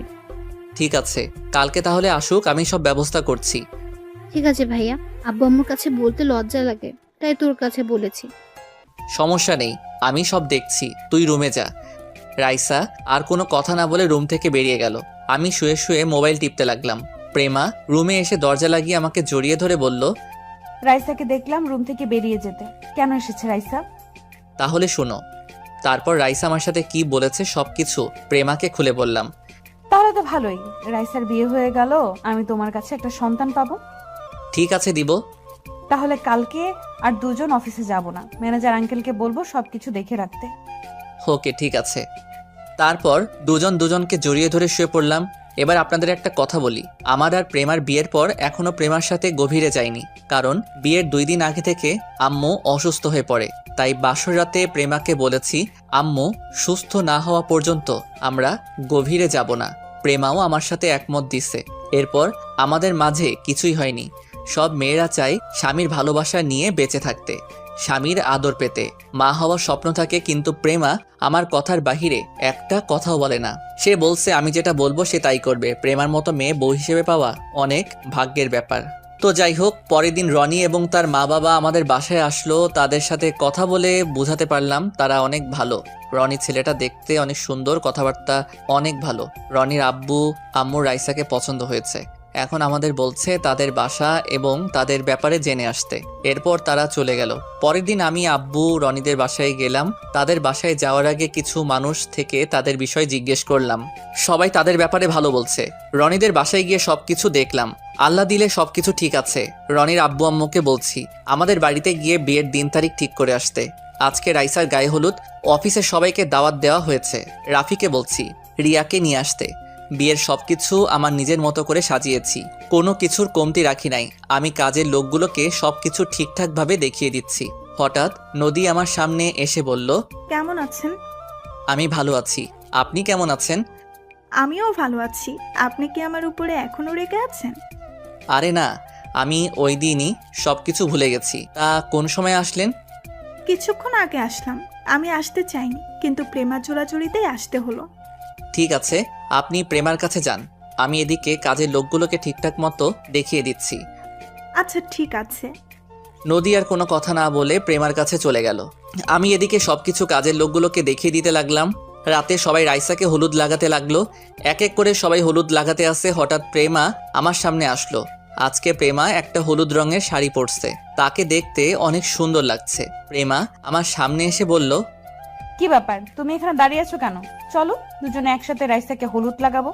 দেখো না, সব স্বামী স্ত্রী একসাথে মিলে হলুদ লাগাচ্ছে। ঠিক আছে চলো। আমি আর প্রেমা রাইসার 2 পাশে বসলাম। প্রথমে আমি রাইসার মুখে হলুদ লাগালাম, এরপর প্রেমা লাগালো। হঠাৎ প্রেমা আমার মুখেও লাগিয়ে দিল। এটা দেখে সব মেহমান হাসতে লাগলো। আবার অনেকে দাঁড়িয়ে দাঁড়িয়ে বলছে এদের দুজনকে জামাই বউয়ে অনেক মানিয়েছে। আমি কিছুক্ষণ প্রেমার সাথে দুষ্টুমি করে বাসার ছাদে চলে আসলাম। প্রেমা আর নদী মিলে রাইসার হাতে মেহেদি লাগাচ্ছে। হঠাৎ দেখি রাফি আর রিয়া ছাদের উপরে আসলো। তখন রাফি বলল, কিরে, ছাদের উপরে দাঁড়িয়ে কি করছিস? না, এমনি ভালো লাগছে না। কেন, হঠাৎ তোর আবার কি হলো? আরে তুমি বুঝো না, আজকে রাত্রের পরে তো তার বোনটা স্বামীর বাসায় চলে যাবে, তাই ভালো লাগছে না। ও এ কথা, এখানে তো কিছুই করার নেই। মেয়ে হয়ে যখন জন্মগ্রহণ করেছে, বিয়ের পর তো স্বামীর বাড়িতে যেতে হবে। আমার বোনটা অনেক আদরের। আমি ওর সাথে সবসময় দুষ্টুমি করতাম। আমার সাথে রাগ করলে আমি তার রাগ ভেঙে দিতাম। আমি আমার বোনটাকে অনেক ভালোবাসি। আমি এ কথা বলে কান্না করে দিলাম। রাফি আমাকে জড়িয়ে ধরে বলল, আরে পাগল, কান্না করিস কেন? তুই যদি ভেঙে পড়িস তাহলে রাইসা অনেক কষ্ট পাবে, আর তার সামনে সবসময় হাসি খুশি থাকবি। তাকে তুই কিছু বুঝতে দিবি না। আচ্ছা ঠিক আছে। রাফি আর রিয়া আরও কিছুক্ষণ কথা বলে নিচে চলে গেল। আমি ছাদের উপরে দাঁড়িয়ে আকাশের দিকে তাকিয়ে আছি। হঠাৎ কেউ একজন পিছন থেকে ঘাড়ে হাত দিল। আমি তাকিয়ে দেখি প্রেমা। কি ব্যাপার প্রেমা, তুমি এখানে কেন? ওদিকের কাজ কি শেষ? মেহেদি লাগানো শেষ, এখন সবাই বসে নাচ গান উপভোগ করতে আসে। আমি তোমাকে না দেখে ছাদে আসলাম। তুমি এখানে একা একা কি করো? এমনি ভালো লাগছে না, তাই ছাদে দাঁড়িয়ে আছি। আমি মনের কথা বুঝতে পারছি, মন খারাপ করো না। সব মেয়েকে বিয়ের পর স্বামীর বাড়িতে যেতে হবে, এটা দুনিয়ার নিয়ম। প্রেমা আমাকে একটু জড়িয়ে ধরে থাকবে কিছুক্ষণ। এটা আবার বলতে হবে নাকি? এই বলে প্রেমা আমাকে শক্ত করে জড়িয়ে ধরলো। আমিও প্রেমাকে শক্ত করে জড়িয়ে ধরলাম। দুজনে কিছুক্ষণ এভাবে থেকে নিচে চলে আসলাম। প্রেমা আমাকে খাবার খেয়ে আসতে বলেছে, আমি খাবো না বলে রুমে চলে আসলাম। প্রেমা কোনো কথা না বলে নিচে চলে গেল। আমি রুমে এসে ফ্রেশ হয়ে বিছানায় শুয়ে পড়লাম। কিছুক্ষণ পর প্রেমা রুমে আসলো, হাতে 1 প্লেট খাবার নিয়ে এসেছে। প্রেমা প্লেটটা বিছানায় রেখে পানি নিয়ে আসলো, আমার পাশে বসে বলল, উঠে বসো, খাবার খেয়ে নাও। প্রেমা আমি খাবার খাবো না, তুমি খেয়ে নাও। সারাদিন কাজে বিজি ছিলে, খাওয়া দাওয়া ঠিক মতো করো নাই, এখন উঠে বলছি, আমি নিজের হাতে খাইয়ে দিচ্ছি। প্রেমার জোড়াজড়িতে উঠে বসলাম। প্রেমা আমাকে নিজের হাতে খাইয়ে দিতে লাগলো। প্রেমার চেহারা দেখে বোঝা যাচ্ছে প্রেমাও এখনো খায়নি। আমি পানি দিয়ে হাতটা ধুয়ে প্রেমার হাত থেকে প্লেটটা নিয়ে প্রেমার মুখের সামনে খাবার ধরলাম। প্রেমা সাথে সাথে কান্না করে দিল। রাসেল, আমার জীবনে এত ভালোবাসা সারা জীবন থাকবে? থাকবে, আমি তোমাকে ছেড়ে কখনো যাব না, মরার আগ পর্যন্ত তোমার পাশে থাকবো। আমার কেমন জানি ভয় লাগছে, আমি না তোমাকে হারিয়ে ফেলি। আরে পাগলি, এটা তোমার মনের ভুল, আমি তোমাকে সারা জীবন আমার এই বুকে আগলে রাখবো। এই বলে প্রেমার চোখের পানি মুছে দিয়ে খাবার খাইয়ে দিতে লাগলাম। প্রেমা ছোট বাচ্চাদের মতো খাবার খাচ্ছে। খাবার খাওয়া শেষ হলে প্রেমা প্লেট নিয়ে ওয়াশরুম থেকে পানি নিয়ে এসে আমার হাত ধুয়ে দিল। তারপর শাড়ির আঁচল দিয়ে মুখ মুছে দিল। প্রেমা প্লেটটা নিয়ে রুম থেকে বেরিয়ে গেল। কিছুক্ষণ পর রুমে চলে আসলো, বিছানায় শুয়ে আমাকে জড়িয়ে ধরলো। সবার কি খাওয়া দাওয়া হয়ে গেছে? আমি রাইসাকে তার রুমে দিয়ে আসলাম, আর বাকি কিছু মানুষ বাসায় চলে গেছে, আবার কিছু মানুষ আছে। আব্বু আম্মু আমার কথা কিছু জিজ্ঞেস করে নাই? করেছে, আমি বলেছি সারাদিন কাজ করতে করতে ক্লান্ত হয়ে গেছে, তাই রুমে শুয়ে আছে। ঠিক আছে, এখন আমাকে জড়িয়ে ধরে শুয়ে পড়ো, কালকে সকাল সকাল উঠে কাজ শুরু করে দিতে হবে। ওকে, আসো। তারপর দুজন দুজনকে জড়িয়ে ধরে শুয়ে পড়লাম। পরের দিন সকাল ভোরে ঘুম থেকে উঠে গেলাম। প্রেমা এখনো ঘুমিয়ে আছে। আমি প্রেমার কপালে একটা চুমু দিয়ে বিছানা থেকে নেমে ওয়াশরুমে চলে গেলাম। ওয়াশরুমে ঢুকে উঁচু করে একটা পাঞ্জাবি গায়ে দিয়ে বাসা থেকে বেরিয়ে মসজিদে চলে গেলাম। নামাজ পড়ে বাহিরে এসে 20 মিনিটের মতো ঘোরাঘুরি করে বাসায় চলে আসলাম। তারপর কাজের লোকগুলোকে সবকিছু দেখিয়ে দিতে লাগলাম। দেখতে দেখতে বর আসার সময় হয়ে গেছে। আমি রুমে এসে ওয়াশরুমে ঢুকে গোসল করে বাহিরে এসে দেখি প্রেমা দাঁড়িয়ে আছে একটা শাড়ি হাতে নিয়ে। তুমি এভাবে শাড়ি হাতে নিয়ে দাঁড়িয়ে আছো কেন? আজকে তুমি আমাকে শাড়িটা পরিয়ে দিবে। তুমি তো শাড়ি পরতে পারো, আমাকে বলছো কেন? আমার হাতে কাজ আছে। কাজ পরে করতে পারবে, আগে আমাকে শাড়িটা পরিয়ে দাও, দুজনে একসাথে এই রুম থেকে বেরিয়ে নিচে যাব। কি আর করার, বউয়ের কথা না রেখে পারি। আমি প্রেমার হাত থেকে শাড়িটা নিয়ে তাকে পরিয়ে দিতে লাগলাম। সমস্যা হয়েছে কুচি লাগিয়ে দিতে। আমি কুচিটা প্রেমার হাতে দিয়ে বললাম লাগিয়ে নিতে, কিন্তু খাচ্ছুনি বলে আমাকে লাগিয়ে দিতে। আমি প্রেমার নাভির উপর দিয়ে কুচিটা পরিয়ে দিলাম। প্রেমা আমার মাথা শক্ত করে ধরলো। আমি প্রেমার পেটে একটা কিস করলাম। প্রেমার সাথে সাথে কেঁপে উঠলো। আমি দাঁড়িয়ে প্রেমার ঠোঁটের সাথে ঠোঁট লাগিয়ে দিলাম। দুজনে দুজনকে জড়িয়ে ধরে কিস করতে লাগলাম। কিছুক্ষণ পর ছেড়ে দিয়ে দুজনে রেডি হয়ে একসাথে রুম থেকে বেরিয়ে আসলাম। হঠাৎ নিচের দিকে তাকিয়ে আমি তো পুরো অবাক হয়ে গেলাম। নিচের দিকে তাকিয়ে দেখি বাসার সব মেহমান আমাদের দিকে তাকিয়ে আছে। দুজনে একসাথে নিচে নামলাম। প্রেমা চলে গেছে রাইসার কাছে, আমি কাজের লোকদের কাছে চলে আসলাম। কিছুক্ষণ পর বর চলে এসেছে। সবাই রনিকে স্টেজে নিয়ে বসালো। রাইসাকে নিয়ে এসে রনির পাশে বসালো। আমার বোনটাকে বধূ সাজে অনেক সুন্দর লাগছে। আর কিছুক্ষণ বোনটা বাসায় থাকবে, তারপর বরের সাথে শ্বশুর বাড়ি চলে যাবে। কাজী এসে বিয়ে পড়ানো শুরু করলো। বিয়ে পড়ানো শেষ, কাজী মোনাজাত ধরলো। মোনাজাত শেষে সবাইকে খাবার পরিবেশন করা হলো। আমি কাজের লোকের সাথে ধরাধরি করে কাজ করছি। হঠাৎ দেখি একটা ছেলে প্রেমার দিকে কেমনভাবে তাকিয়ে আছে। আমি কাজ রেখে ছেলেটার কাছে গেলাম। তখন তাকে জিজ্ঞেস করলাম, কি ভাই, এমন করে ওই মেয়েটার দিকে তাকিয়ে আছেন কেন? সেটা কি তোকে বলতে হবে? অবশ্যই আমাকে বলতে হবে। তুই কে রে যে আমি তোর কাছে বলবো? আমি এই বাড়ির একজন সদস্য, তাই তোকে বলতে হবে। ও তাই নাকি? তাহলে শোন, ওই মেয়েটাকে দেখছিস? তাকে আমার পছন্দ হয়েছে, তাকে আমি বিয়ে করতে চাই। ওকে দেখে তো মনে হচ্ছে তার বিয়ে হয়ে গেছে। বিয়ে হয়েছে তো কি হয়েছে, আমি ওকে জোর করে বিয়ে করব। ওকে দেখতে ভীষণ সেক্সি লাগছে, তাকে আমার জীবনে চাই। ছেলেটার কথা শুনে আমি সাথে সাথে 2টা থাপ্পড় মেরে দিলাম। বাড়ির সব মেহমান আমাদের ঘিরে ফেলেছে। তখন আমি ওই ছেলেটার কলার ধরে বললাম, তোর সাহস কি করে হয় আমার বউকে খারাপ কথা বলার? তোর ঘরে কি মা বোন নেই? আজকে তোকে আমি মেরেই ফেলবো। বলে ছেলেটাকে ইচ্ছে মতো মারতে লাগলাম। প্রেমা আমাকে জোর করে ছাড়িয়ে নিয়ে আসলো। তখন আমাদের মাঝে রনি চলে আসলো। সে বলল, ভাইয়া এখানে কি হয়েছে? আর আপনি জীবনকে মারলেন কেন? ও আমার মামাতো ভাই হয়। তোমার এই মামাতো ভাই আমার বউকে আমার সাথে খারাপ কথা বলেছে, তাই আমি তাকে মারলাম। জীবন ভাইয়া যেটা বলেছে সেটা কি সত্যি? না রনি ভাইয়া, আমি ওনার বউকে খারাপ কথা বলিনি। কি তুই এখন মিথ্যা কথা বলছিস? আজকে আমি তোকে মেরে ফেলবো। জীবন, আমি ভাইয়াকে ভালো করে চিনি। ও অন্যায়ভাবে কাউকে মারবে না। তুই যদি সত্যি কথা না বলিস তাহলে আমার হাত তোর গায়ে উঠবে। আমাকে সবাই ধরে রেখেছে। এবার জীবন মাথা নিচু করে বলল, ভাইয়া আমার ভুল হয়ে গেছে, আমি ওনাকে চিনতে পারি নাই, আমাকে তুমি মাফ করে দাও। সি সি সি সি, আমার ভাবতে অবাক লাগে। তুই বিয়ে বাড়িতে এসে এমন কথা বলবি? আমি তোকে অনেক ভালো মনে করেছি। তুই এখনই ভাইয়ার পা ধরে ক্ষমা চাইবি। ভাইয়া তোকে মাফ করলে আমিও মাফ করে দিব। জীবন দাঁড়িয়ে না থেকে আমার পা ধরে বলতে লাগলো, ভাইয়া আমার ভুল হয়ে গেছে, আমাকে আপনি ক্ষমা করে দেন। ঠিক আছে, আমি তোকে ক্ষমা করে দিলাম। আর কখনো এমন কথা কাউকে বলবি না। মেয়েরা হচ্ছে মায়ের জাত, আর আমার বউ তোমার থেকে বড়, তাকে বড় বোনের নজরে দেখবে। ঠিক আছে ভাইয়া, এমন ভুল আর জীবনেও হবে না। ঠিক আছে, আপনারা সবাই যার যার জায়গায় চলে যান। প্রেমা আমাকে টেনে রুমে নিয়ে আসলো। তখন আমাকে বলল, তুমি ছেলেটাকে মারলে কেন? একটু বুঝিয়ে বললেই তো হতো। তোমার নামে খারাপ কথা বলবে, আমি তাকে এমনি এমনি ছেড়ে দিব? হয়েছে, এখন মাথা ঠান্ডা করো। ও ছেলে তার ভুল বুঝতে পেরেছে। ঠিক আছে, এখন তুমি রাইসার কাছে যাও, আমি এদিকটা দেখছি। প্রেমা আর কিছু না বলে রুম থেকে বেরিয়ে গেল। আমি রুম থেকে বেরিয়ে কাজে লেগে পড়লাম। আস্তে আস্তে সবার খাওয়া দাওয়া শেষ হয়ে গেল। এখন রাইসাকে বিদায় দেওয়ার পালা। রাইসা আব্বু আম্মুকে জড়িয়ে ধরে কান্না করতে লাগলো, নিজের চোখ দিয়ে পানি পড়তে লাগলো। বোনটার সাথে অনেক দুষ্টুমি করছি, এখন কার সাথে করব? রাইসা মা বাবাকে ছেড়ে আমাকে জড়িয়ে ধরে কান্না করে দিল।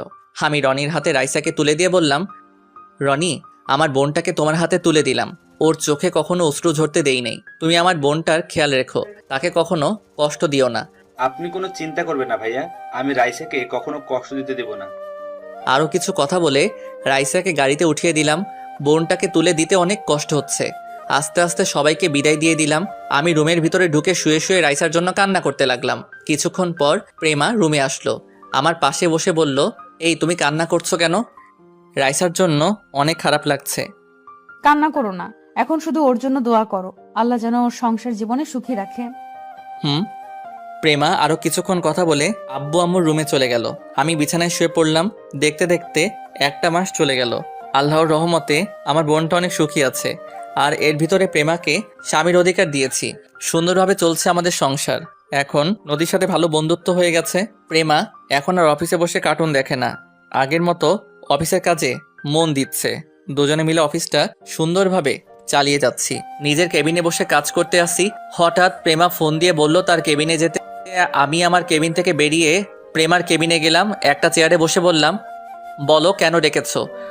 তুমি তো জানো আমাদের একটা ডিল হতে যাচ্ছে ফারহান কোম্পানির সাথে। এখন ওটার কাজ কতটুকু আগালো, এই ডিলটা পেলে আমাদের কোম্পানি আরো উপরে উঠে যাবে। মোটামুটি কাজ প্রায় শেষের দিকে। তুমি দেখো, এই ডিলটা আমরা পাবোই। তাই যেন হয়। চলো দুজনে খাবার খেয়ে নেই, দুপুরে লাঞ্চের টাইম তো হয়ে গেছে। ঠিক আছে, আমি ফ্রেশ হয়ে আসছি বলে আমি ওয়াশরুমে ঢুকে ফ্রেশ হয়ে আসলাম। প্রেমা একটা প্লেটে খাবার দিল। আমি প্লেটটা হাতে নিয়ে প্রেমাকে খাইয়ে দিচ্ছি। এটা আজকে নতুন না, এখন প্রতিদিন আমি প্রেমাকে নিজের হাতে খাইয়ে দেই। খাওয়া দাওয়া শেষ করে প্রেমার সাথে কিছুক্ষণ কথা বলে নিজের কেবিনে চলে আসলাম। দেখতে দেখতে সেই দিনটা চলে এসেছে। আমি আর প্রেমার সব কাগজপত্র নিয়ে ফারহান কোম্পানিতে গেলাম। অনেক বড় বড় কোম্পানির মালিক এসেছে এই ডিলটার জন্য। সবাই সবার মতো উপস্থাপন করতে লাগলো। আসলে ফারহান হচ্ছে এই কোম্পানির ছেলের নাম। ফারহান ছেলেটা দেখতে অনেক হ্যান্ডসাম, যে কোনো মেয়ে তাকে দেখলেই প্রেমে পড়ে যাবে। তো যাই হোক, সবার শেষে আমি দাঁড়িয়ে উপস্থাপন করতে লাগলাম। আমার উপস্থাপনা শেষে ফারহান হাততালি দিয়ে বলল, আমি আমাদের এই ডিলটা পেমা অফ কোম্পানিকে দিতে চাই। ওনাদের উপস্থাপন আমার অনেক ভালো লাগছে। ডিলটা পেয়ে আমি আর প্রেমা অনেক খুশি হয়েছি। ফারহান হলরুম থেকে বেরিয়ে যেতেই আমাদের বলেছে তার কেবিনে যেতে। আমি আর প্রেমা ফারহানের কেবিনে অনুমতি নিয়ে ঢুকলাম। দুজনে দুইটা চেয়ার টেনে বসলাম। আপনার উপস্থাপনা আমার অনেক ভালো লেগেছে। আমি চাই আপনারা নিজের মতো করে কাজটা করবেন। জি অবশ্যই। তারপর ফারহান আমাদের হাতে ডিলটা তুলে দিল। আমরা ফারহানের কেবিন থেকে বেরিয়ে অফিসের বাইরে চলে আসলাম। গাড়ি নিয়ে নিজেদের অফিসে যেতে লাগলাম। তখন প্রেমা বলল, আমাদের কোম্পানিটা এখন বাংলাদেশের টপে উঠে যাবে। ঠিক বলছো, এতদিনের পরিশ্রম বৃথা যায়নি। কথা বলতে বলতে অফিসে চলে আসলাম। দেখতে দেখতে আরো 2টা মাস চলে গেল। আমাদের কোম্পানিটা এখন বাংলাদেশের টপের মধ্যে একটা। এই সবই হয়েছে আমার প্রেমার জন্য। আমার আর প্রেমার ভালোবাসা আগের মতোই আছে। রাতে শুয়ে শুয়ে মোবাইল টিপতে আসি। কিছুক্ষণ পর প্রেমার রুমে এসে আমাকে জড়িয়ে ধরে বলল, এই তুমি অনেক দিন হয়েছে আমাকে আদর করো না, আজকে আমাকে অনেক আদর করতে হবে। এতদিন তো কাজের চাপে তোমাকে আদর করতে পারি নাই, আজকে তোমাকে মন ভরে আদর করব। তো করো, আমি তোমার আদর সবসময় পেতে চাই। আমিও আর শুয়ে না থেকে প্রেমার ঠোঁটের সাথে ঠোঁট লাগিয়ে দিলাম। দুজন দুজনকে জড়িয়ে ধরে কিস করতে লাগলাম। তারপর আমি আস্তে আস্তে হারিয়ে গেলাম অজানা ঠিকানায়। একদিন অফিসে বসে কাজ করতে আসি। আজকে প্রেমা অফিসে আসে নাই, কারণ আজকে প্রেমা তাদের বাসায় গেছে।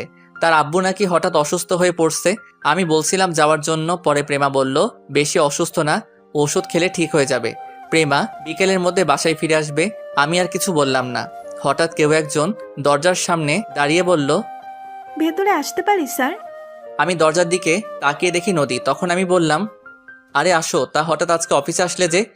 অফিসের সামনে দিয়ে যাচ্ছিলাম, তখন ভাবলাম প্রেমা আর আপনার সাথে দেখা করে যাই, কিন্তু প্রেমাকে তো দেখছি না। ওর আব্বু হঠাৎ অসুস্থ হয়ে পড়ে, তাই প্রেমা তার বাবাকে দেখতে গেছে, এই জন্য আজকে অফিসে আসে নাই। ও আচ্ছা, আপনার হাতে কি তেমন কাজ আছে? না, তেমন কোনো কাজ নেই। কেন বলো তো? তাহলে চলুন দুজনে আজকে বাহির থেকে কফি খেয়ে আসি। সেটা মন্দ না, ঠিক আছে চলো। আমি আর নদী অফিস থেকে বেরিয়ে আমার গাড়ি করে একটা কফি শপে চলে গেলাম। গাড়ি পার্কিং করে আমি আর নদী কফি শপে ঢুকলাম। দুজনে একটা টেবিলে গিয়ে বসলাম। ওয়েটারকে বললাম 2টা কফি দিতে। কিছুক্ষণ পর ওয়েটার কফি দিয়ে গেল। আমি আর নদী কফি খাচ্ছি। হঠাৎ একটা টেবিলে চোখ পড়তেই আমি পুরো অবাক হয়ে গেলাম। আমি কাকে দেখছি নিজের চোখকে বিশ্বাস করতে পারছি না। আর কেউ না, প্রেমা। দেখি ফারহান কোম্পানির ফারহানের সাথে বসে কফি খাচ্ছে আর দুজনে হেসে হেসে কথা বলছে। নদী এখনো দেখে নাই। আমি আর নদী কফি খেয়ে বাহিরে চলে আসলাম। নদীকে বিদায় দিয়ে অফিসে চলে আসলাম। নিজের কেবিনে মনমরা হয়ে বসে আছি। হঠাৎ রাফি আমার কেবিনে আসলো। একটা চেয়ারে বসে বলল, কিরে, তোকে কেমন মনমরা লাগছে? কি হয়েছে তোর? আজকে নিজের চোখে যেটা দেখলাম সেটা আমি কখনো প্রেমার কাছ থেকে আশা করি নাই।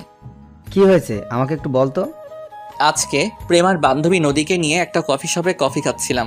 তখন একটা টেবিলে দেখি প্রেমা আর ফারহান দুজনে বসে কফি খাচ্ছে আর হেসে হেসে কথা বলছে। তুই কোন ফারহানের কথা বলছিস? আরে আগে আমাদের যে ডিলটা দিয়েছে ফারহান কোম্পানির মালিক, ফারহানকে দেখলাম। তার মানে কি প্রেমা আর ফারহানের ভিতরে কিছু চলছে? ফারহান ছেলেটা দেখতে অনেক সুন্দর। প্রেমা কি তার সুন্দর চেহারার প্রেমে পড়ে গেছে? আমার মনে হয় তোর কোথাও ভুল হচ্ছে। আর প্রেমাকে দেখে মনে হয় না অন্য ছেলের সাথে প্রেম করবে। তুই একটাবার প্রেমার সাথে কথা বলে দেখ। তুই ঠিকই বলছিস, আমি ওর সাথে এই ব্যাপারে কথা বলবো। ঠিক আছে, মন খারাপ করিস না, এখন কাজ কর, আমি নিজেই কাজ করি গিয়ে। ঠিক আছে যা। রাফি আর কোনো কথা না বলে চলে গেল। আমি মোবাইলটা হাতে নিয়ে প্রেমাকে ফোন দিলাম। বলো। তুমি এখন কোথায় যাচ্ছ? আমি তো বাসায় যাচ্ছি। কেন বলো তো? তোমার আব্বুর কাছে অনেকক্ষণ আগে ফোন দিয়েছি। আব্বু বলছে তুমি নাকি বাসায় চলে গেছো। তাহলে এত দেরি কেন? আসলে তুমি কিছু মনে করো না, বাসায় যাওয়ার সময় হঠাৎ ফারহানের সাথে রাস্তায় দেখা। ফারহানের জোরাজোরিতে কফি খেয়ে আসতে লেট হয়ে গেল। আমাকে তো ফোন করে বলতে পারতে। আমি তো মনে করেছি বেশি সময় লাগবে না, কিন্তু কথা বলতে বলতে অনেক দেরি হয়ে গেছে। আর কথা না বলে থাকতে পারছি না। ওর কারণে আমাদের কোম্পানিটা এত উপরে উঠেছে। আচ্ছা ঠিক আছে, এখন বাসায় যাও। বলে ফোনটা কেটে দিলাম। আমি মনে মনে বললাম প্রেমা তো ঠিক কথাই বলেছে, ফারহানের কারণে আমাদের কোম্পানিটা এত উপরে উঠেছে। আমি আর কিছু না ভেবে কাজে মন দিলাম। বিকালে অফিস থেকে বাসায় গিয়ে কলিং বেল চাপ দিলাম। প্রেমা এসে দরজা খুলে দিল। তুমি এসেছো, যাও গিয়ে ফ্রেশ হয়ে নাও। ঠিক আছে। আমি আর কোনো কথা না বলে রুমে চলে আসলাম। ওয়াশরুমে ঢুকে ফ্রেশ হয়ে বিছানায় শুয়ে মোবাইল টিপতে লাগলাম। কিছুক্ষণ পর প্রেমা রুমে আসলো, হাতে 2টা কফি নিয়ে। আমার পাশে বসে একটা কফি আমাকে দিল। আমি মোবাইল টিপতে আসছি আর কফি খাচ্ছি। তখন প্রেমা বলল, তুমি আমার উপরে রাগ করে আছো? না, আমি কারোর ওপর রাগ করে নেই। তাহলে তুমি আমার সাথে কথা বলছো না কেন? আমি তো ফারহানের সাথে কথা বলতে চাইনি। আমি এখন ও ব্যাপারে তোমার সাথে কথা বলছি। আমার এমনি ভালো লাগছে না। তোমার কি শরীর খারাপ? আমার কোলে মাথা দাও, আমি তোমার মাথায় হাত বুলিয়ে দিচ্ছি। না থাক, লাগবে না, এমনি ঠিক হয়ে যাবে। তোমার না লাগলেও আমার লাগবে। বলে আমার মাথাটা প্রেমার কোলে নিয়ে গেল। আমার মাথায় প্রেমা হাত বুলিয়ে দিচ্ছে। আমার কাছে অনেক ভালো লাগছে। পরের দিন সকালে সবাই মিলে নাস্তা করছি। হঠাৎ প্রেমা মাথা ঘুরে পড়ে গেল। আমি প্রেমাকে কোলে নিয়ে দ্রুত গাড়িতে শুয়ে দিয়ে হাসপাতালে নিয়ে আসলাম। আমার আব্বু আম্মু এসেছে। ডাক্তার প্রেমাকে কেবিনের ভিতরে নিয়ে গেল। শ্বশুর শাশুড়িকে ফোন দিয়ে হাসপাতালে আসতে বললাম। কিছুক্ষণ পর শ্বশুর শাশুড়ি হাসপাতালে চলে আসলো। রাসেল, প্রেমার কি হয়েছে? আব্বু চিন্তা করবেন না, হঠাৎ মাথা ঘুরে পড়ে যায়। আমি ওকে দ্রুত হাসপাতালে নিয়ে আসি। ডাক্তার ভিতরে প্রেমাকে দেখছে, এখনো বাহিরে আসে নাই। কিছুক্ষণ পর একজন ডাক্তার বেরিয়ে আসলো। আমি ডাক্তারের কাছে গিয়ে বললাম, ডাক্তার, আমার প্রেমার কি হয়েছে? তখন ডাক্তার হাসতে হাসতে বলল, আরে চিন্তার কোনো কারণ নেই, আপনাদের জন্য একটা খুশি সংবাদ আছে। খুশির সংবাদ মানে? মানে হলো আপনি বাবা হতে চলেছেন, এখনই সবাইকে মিষ্টি খাওয়ান। ডাক্তার, আপনি সত্যি বলছেন আমি বাবা হতে চলেছি? তবে ওকে বাড়ি কাজ করতে দেওয়া যাবে না, এতে আপনার সন্তানের ক্ষতি হতে পারে। ঠিক আছে ডাক্তার, আমরা কি প্রেমার সাথে দেখা করতে পারি? অবশ্যই, আর আপনারা এখনই তাকে বাসায় নিয়ে যেতে পারেন। ধন্যবাদ ডাক্তার। ডাক্তার আর কোনো কথা না বলে চলে গেল। আমরা সবাই প্রেমার কেবিনে ঢুকলাম। সবাই অনেক খুশি। আব্বু আম্মু, দাদা দাদি হবে, শ্বশুর শাশুড়ি, নানা নানি হবে। আম্মু গিয়ে প্রেমার পাশে বসে বলল, এখন কেমন লাগছে মা? মাথাটা কেমন ঘুরছে? সমস্যা নেই, কিছুক্ষণ পর ঠিক হয়ে যাবে। আরও কিছুক্ষণ কথা বলে প্রেমাকে বাসায় নিয়ে আসলাম। শ্বশুর শাশুড়ি তাদের বাসায় চলে গেল। আমি প্রেমাকে বিছানায় শুয়ে কিছুক্ষণ রেস্ট নিতে বললাম। 2 দিন পর সবাই বসে রাতের খাবার খাচ্ছি। তখন প্রেমা বলল, আব্বু আম্মু, আমি কালকে থেকে অফিসে বসতে চাই। তুমি তো অসুস্থ, তুমি কিভাবে অফিসের কাজ করবে? আমি এখন সুস্থ আছি, আর হতে এখনো অনেক দেরি আছে। তুমি কি পারবে অফিসে কাজ করতে? আমি না পারলে তুমি তো আছো। ঠিক আছে মা, তুমি যা বলবে তাই হবে। আমিও আর কিছু বললাম না। খাবার খেয়ে নিজের রুমে চলে আসলাম। রুমে এসে বিছানায় শুয়ে মোবাইল টিপতে লাগলাম। কিছুক্ষণ পর প্রেমা রুমে আসলো। আমাকে পিছন থেকে জড়িয়ে ধরলো। আচ্ছা প্রেমা, তুই বাচ্চা না হওয়া পর্যন্ত বাসায় থাকলে কি হয়? আমি বাসায় থেকে কি করব? আমার বাসায় ভালো লাগছে না, আর এখনো তো অনেক দেরি আছে বাচ্চা হতে। ঠিক আছে, এখন শুয়ে পড়ো। তারপর প্রেমা আমাকে জড়িয়ে ধরে শুয়ে পড়লো। এইভাবে দেখতে দেখতে 1 মাস চলে গেল। ফারহানের সাথে আমাদের বন্ধুত্ব হয়ে গেছে। কয়েকদিন পর পর আমাদের অফিসে আসে। আজকে ফারহান প্রেমাকে অফিসের কি কাজের জন্য রেস্টুরেন্টে ডাকছে। আমাকে বলছে যাওয়ার জন্য, তবে অফিসের কাজের চাপের জন্য আমি যেতে চাইনি। প্রেমা একা গেছে গাড়ি নিয়ে। আমি অফিসে বসে কাজ করতে লাগলাম। এবার একটু ওদিক থেকে ঘুরে আসি। প্রেমা আর ফারহানের মধ্যে কি কথা হচ্ছে? বলো, কি কাজের জন্য ডেকেছো? ফারহান এবার একটা গোলাপ নিয়ে প্রেমার সামনে হাঁটু গেড়ে বসে বলতে লাগলো, রেস্টুরেন্টে তারা দুজন এবং রেস্টুরেন্টের লোক ছাড়া কেউ নেই। প্রেমা, আমি তোমাকে প্রথম যেদিন আমার অফিসে দেখি সেদিন থেকে আমার তোমাকে ভালো লাগে। এরপর আস্তে আস্তে তোমাকে ভালোবেসে ফেলেছি। প্লিজ তুমি আমাকে ফিরিয়ে দিও না। আমি সত্যি তোমাকে অনেক ভালোবাসি। এটা তুমি কি বলছো? আমি তোমাকে বন্ধু ছাড়া অন্য কিছু কখনো ভাবিনি। আর তুমি জানো আমার স্বামী আছে, আমার পেটে রাসেলের সন্তান। তুমি কি করে এ কথা বলতে পারলে? আমি তোমার কাছে এরকম একটা কথা কখনো আশা করি নাই।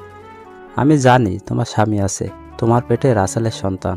তুমি চাইলে রাসেলকে ডিভোর্স দিয়ে দাও, আমি তোমার সন্তানের কোনো ক্ষতি করতে বলবো না। আর ওই রাসেলের কি আছে? আমার সব কিছু আছে। আমি তোমাকে অনেক সুখে রাখবো। তোমাকে আমি অনেক ভালো মনে করছি, কিন্তু তুমি যে এতটা খারাপ তা আমার জানা ছিল না।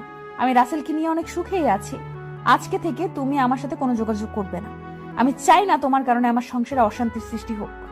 তুমি কি জানো, তুমি অফিসে না থাকলে তোমার স্বামী অফিসে কি করে? তোমার স্বামী তোমার বান্ধবী নদীর সাথে প্রেম করে। এটা আমি কখনো বিশ্বাস করি না। রাসেলকে আমি ভালো করে চিনি, সেরকম কাজ কখনো করবে না। আমি জানতাম তোমার বিশ্বাস হবে না। ঠিক আছে, আমার সাথে তোমার অফিসে চলো, তারপর দেখবে তোমার স্বামী অফিসে বসে কি করে।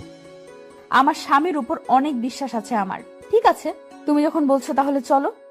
তারপর প্রেমা আর ফারহান অফিস আসতে লাগলো। আর এদিকে আমি অফিসে বসে কাজ করতে আসি। হঠাৎ নদী আমার কেবিনের সামনে এসে বলল, ভিতরে কি আসতে পারি? আরে নদী, তুমি আসো, বসো। নদী ভিতরে ঢুকে একটা চেয়ারে বসলো। কি ব্যাপার, আজকে প্রেমাকে দেখছি না যে? প্রেমা কোথায়? প্রেমা অফিসের কাজের জন্য ফারহান কোম্পানির সাথে দেখা করতে গেছে।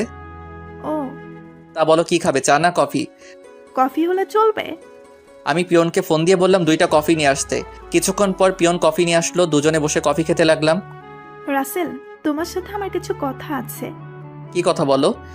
আসলে তোমাকে যেদিন না বুঝে থাপ্পড় মারি, সেদিন থেকে আমার কেমন জানি লাগছে। তোমার সাথে কথা বলতে আমি তোমাকে ভালোবেসে ফেলেছি। এটা তুমি কি বলছো নদী?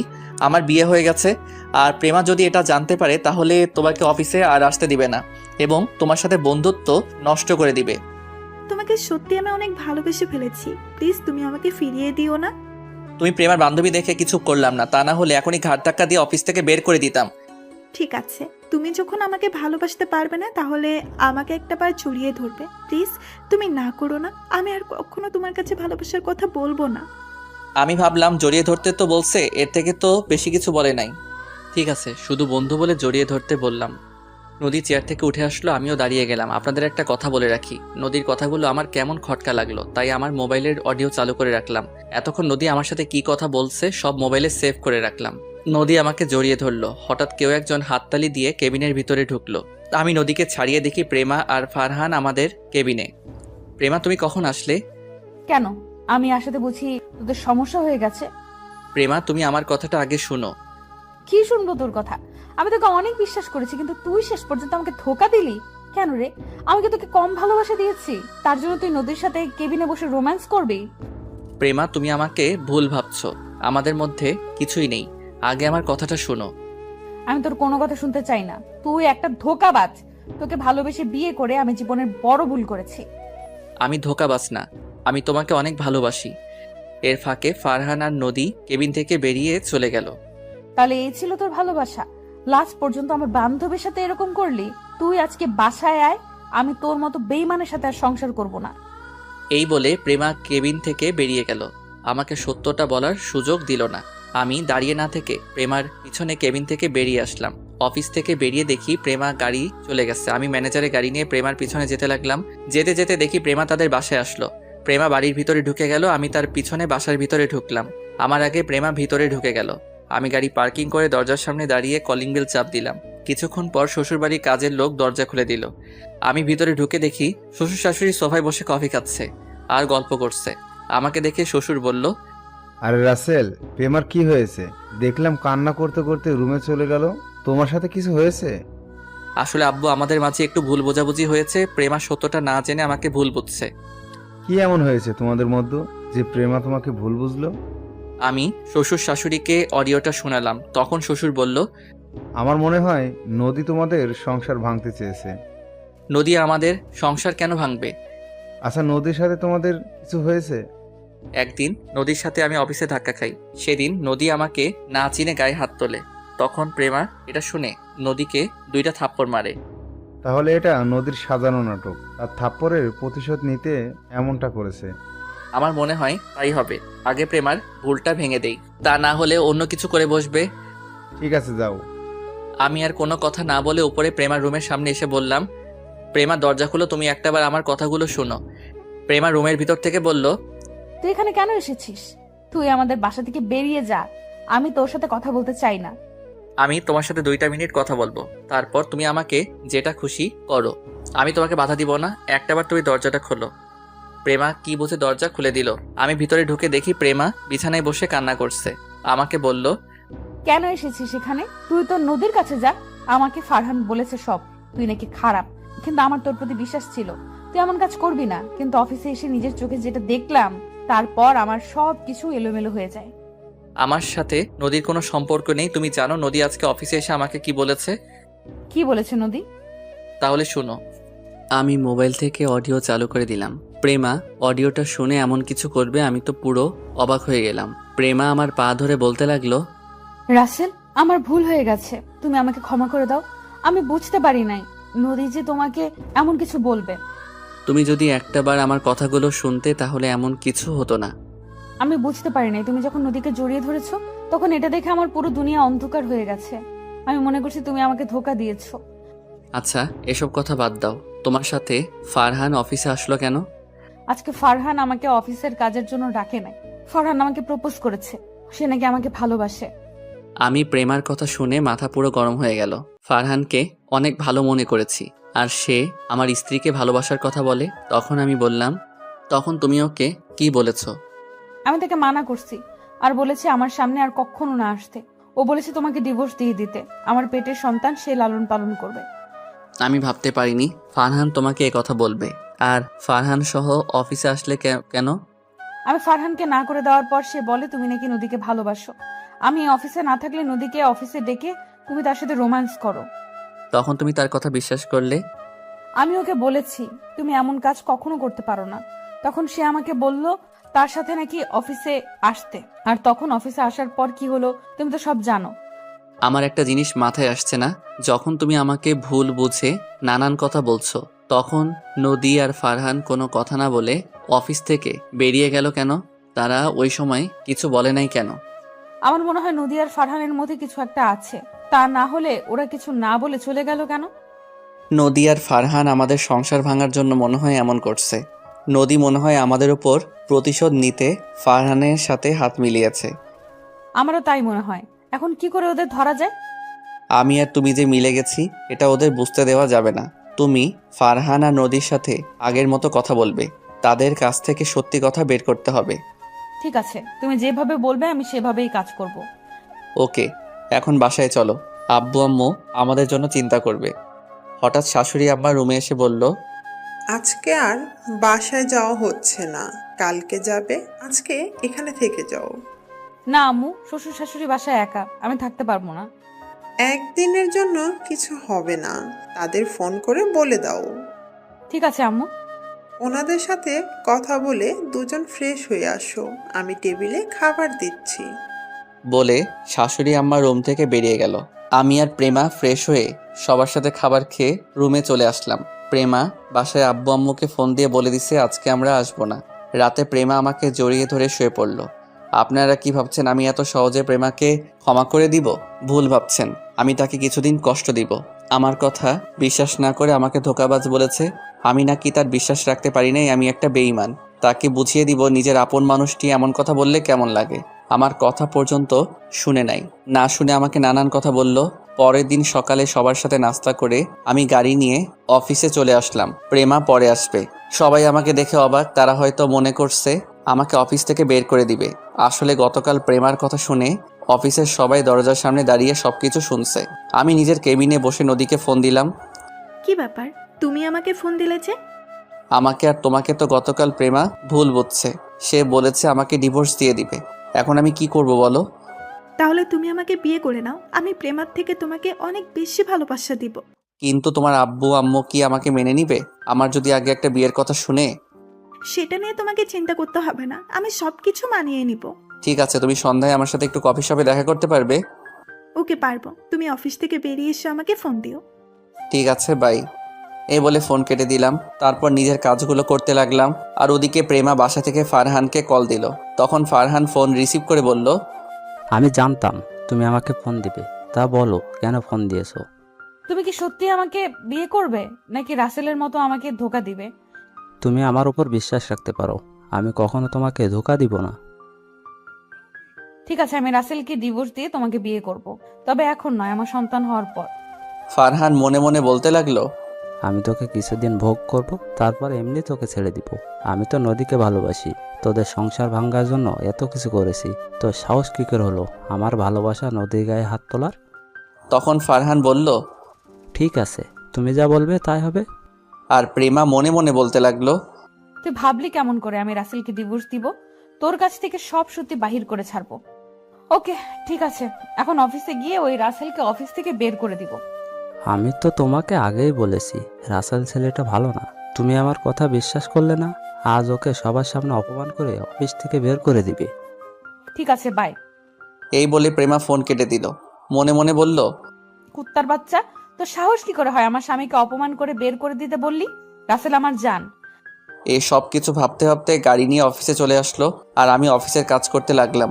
প্রেমা আমার কেবিনে সোজা আসলো, একটা চেয়ারে বসে বলল, আমি ফারহানের সাথে কথা বলেছি। তো কি কথা বলেছো? তারপর আমাকে সব খুলে বলল। ওকে, এখন অফিসের সবার সামনে দিয়ে আমাকে অফিস থেকে বের করে দাও। আমি কিছুদিন অন্য জায়গায় থাকবো। কিন্তু তোমাকে ছাড়া আমি থাকবো কেমন করে? আরে আমাদের তো ফোনে কথা হবে। আর এই ফারহান আর নদীকে উচিত শিক্ষা না দিলে আমার মন কখনো শান্ত হবে না। আমি ওদের তিলে তিলে কষ্ট দিব। আমাদের সুখী সংসার ভাঙতে আসে। ঠিক আছে, এখন তুমি তৈরি হয়ে নাও। আমি প্রেমার কথা মতো নিজেকে ঠিক করে নিলাম। তারপর প্রেমা আমাকে কেবিন থেকে বের করে সবার সামনে বলল, তোকে অফিসে আসতে কে বলেছে? তোর মতো ছেলেকে আমি বিয়ে করে অনেক বড় ভুল করেছি। তুই এখনই অফিস থেকে বেরিয়ে যা, আমি সময় মতো তোর ডিভোর্স পেপার পাঠিয়ে দেব। প্রেমা, আমার ভুল হয়ে গেছে, আমাকে তুমি মাফ করে দাও। আর জীবনে এমন কাজ কখনো করব না। আমাকে আর একটা বার সুযোগ দাও। তোর মতো ছেলেকে বিশ্বাস করে আমি জীবনের বড় ভুল করেছি। আমি তোকে আর বিশ্বাস করি না, তুই এখনই বের হয়ে যা অফিস থেকে। ঠিক আছে, আমি চলে যাচ্ছি। তুমি ভালো থেকো। আমার থেকে ভালো ছেলে পেলে বিয়ে করে নিও। এ কথা বলে আমি অফিস থেকে বেরিয়ে গেলাম। আপনাদের মাথায় এখন কিছুই ঢুকবে না। গল্পের সাথে থাকুন, সব দেখতে পাবেন আমাদের প্ল্যান কি করেছি। আমরা তাদের শাস্তি তো দিবই, আমরা আরও জিনিস তাদের সাথে করব। আমি অফিস থেকে বেরিয়ে একটা রিক্সা নিয়ে বাসায় চলে আসলাম। কলিং বেল চাপ দেওয়ার পর আম্মু এসে দরজা খুলে দিল। আমাকে দেখে বলল, কি রে রাসেল, তুই আজকে এত তাড়াতাড়ি অফিস থেকে চলে আসলি যে? প্রেমা কোথায়? আম্মু আমি তোমাকে পরে সব কিছু খুলে বলবো, আমি আগে একটু রুমে গিয়ে ফ্রেশ হয়ে নিই।